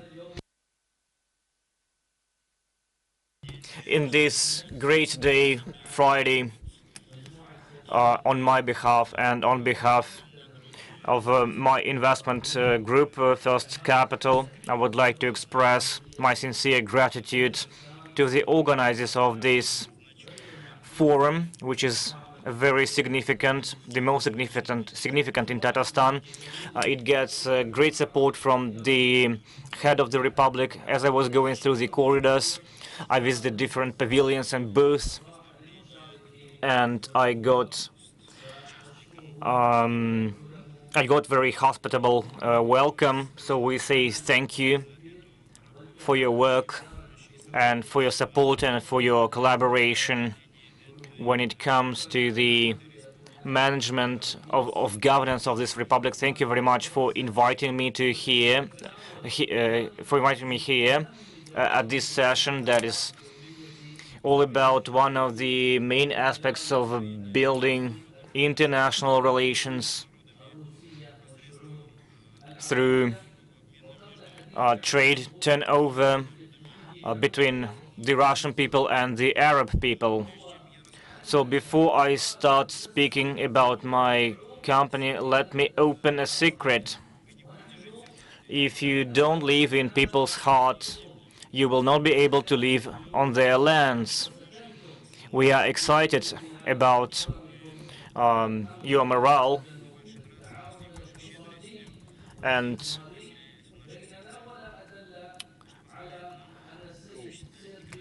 your generosity, and it helped us to stay in your hearts and to establish good relations. As Sergei represents investment projects in the Emirates, let me briefly tell about First Capital Company. This is the Emirates-based holding company that works across different industries, and it owns a group of brands in different sectors such as technological solutions, food, drinks, healthcare solutions, perfumery, real estate, technical solutions, retail.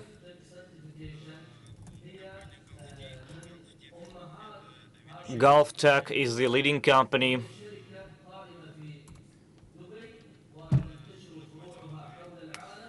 It is Dubai-based company, and it has offices across the globe. We have an office in Russia, and this company is the most popular in Russia. That's the first company that started to run their business outside the Emirates. And at the end, I would like to say thank you for your attention.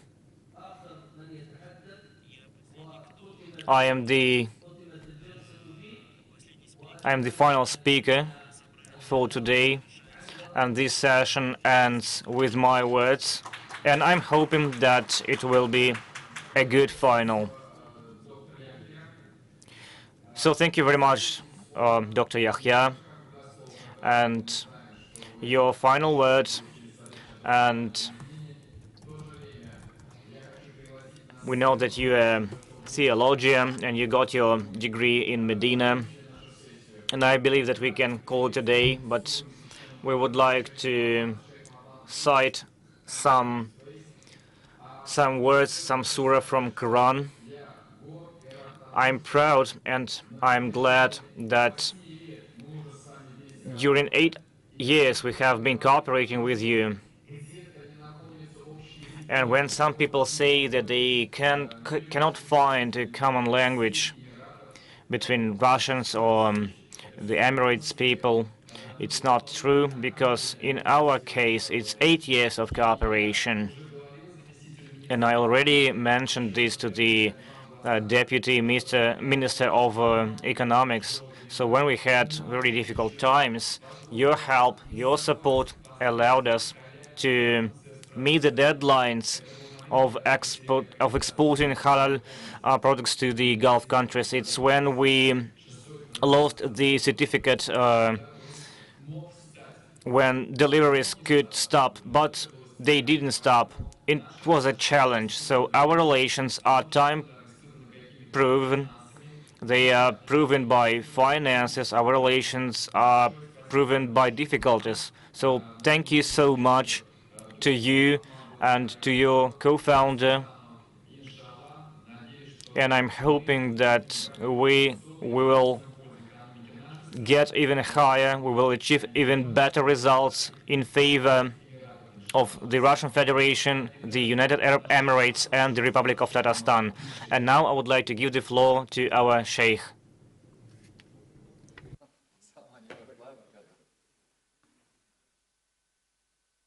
Assalamu alaikum wa rahmatullahi wa barakatuh.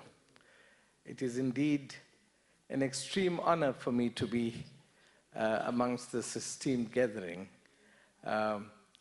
I am an old friend of Brother Haider from the Islamic Center in Moscow.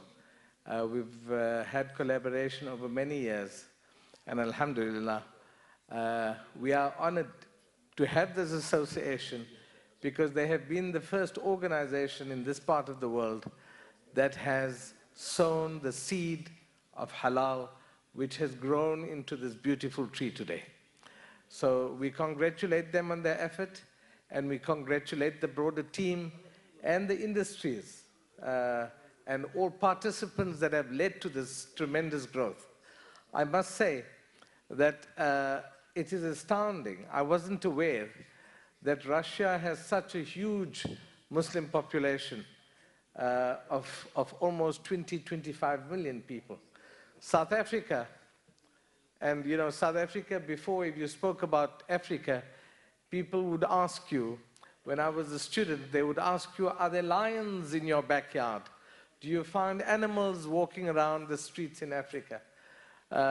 And unknowingly, you know, South Africa there's been certain milestones which has put South Africa on the map again. One of them has been the notorious apartheid regime that we experienced. Thereafter, we had the release of Nelson Mandela and the icon that showed that revenge is not the solution, but peace, love, understanding, and forgiveness is the path to everlasting, sustainable peace in the world.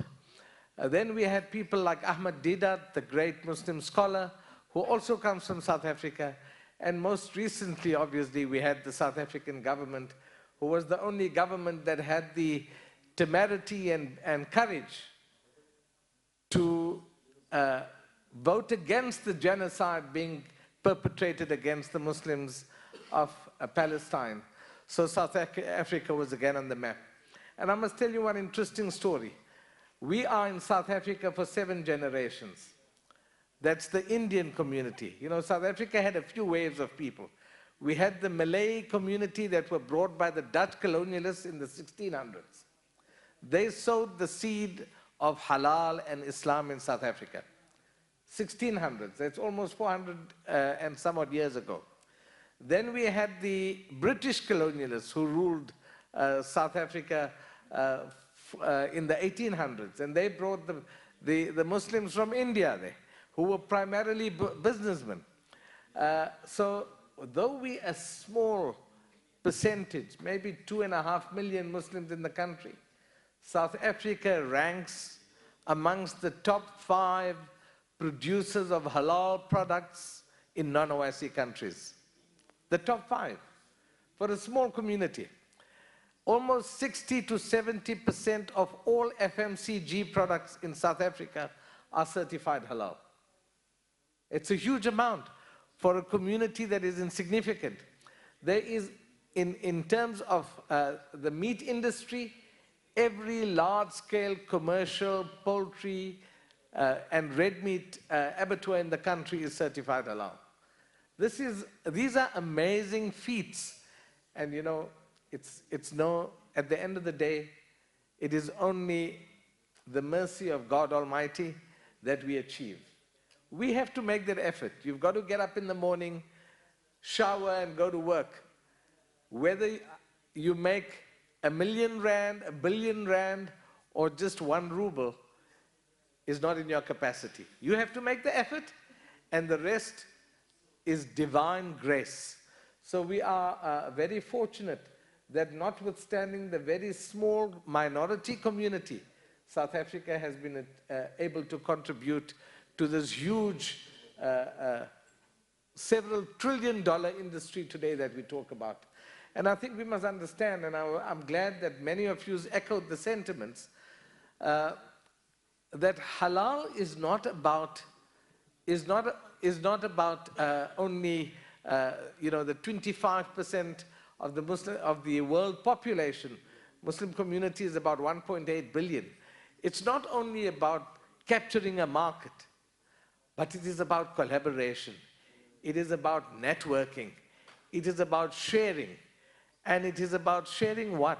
Purity, When the Quran speaks about كُلُوا مِمَّا فِي الْأَرْضِ حَلَالًا طَيِّبًا, it speaks about legality, halal, and it speaks about tayyib. What is tayyib? You can include wholesomeness, you can include food safety, as many of the people have acknowledged, you can include integrity, because you must remember, I mean, what is the greatest challenge that investors have, or investment companies have? Finding people with integrity. The foundation of Islam is integrity. When the Prophet ﷺ said, there is no faith in the one that does not have integrity, does not have amana. And there is no religion in the one who does not uphold his oath and his covenant. What is business? Business is about integrity. And I must say in closing that I have interacted with quite a few businessmen in the short stay of a few days. And I found one amazing feat that the Russian businessman has. And that is honesty and integrity. And we pray on this blessed day of Friday that this is the beginning of many, many decades of goodness and prosperity that will be experienced by the community in this part of the world. Wassalamu alaikum wa rahmatullahi wa barakatuh.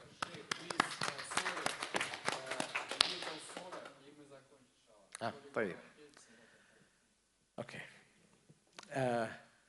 You know, the Holy Quran is not just a book, but it is the actual spoken word of God Almighty. And most certainly we would like to end this session with the opening chapter of the Holy Quran, which is Al-Fatiha. And the intention behind it is so that we can incur further blessings from the Almighty towards the activities that we are involved in. أعوذ بالله من الشيطان الرجيم بسم الله الرحمن الرحيم الحمد لله رب العالمين الرحمن الرحيم مالك يوم الدين إياك نعبد وإياك نستعين اهدنا الصراط المستقيم صراط الذين أنعمت عليهم غير المغضوب عليهم ولا الضالين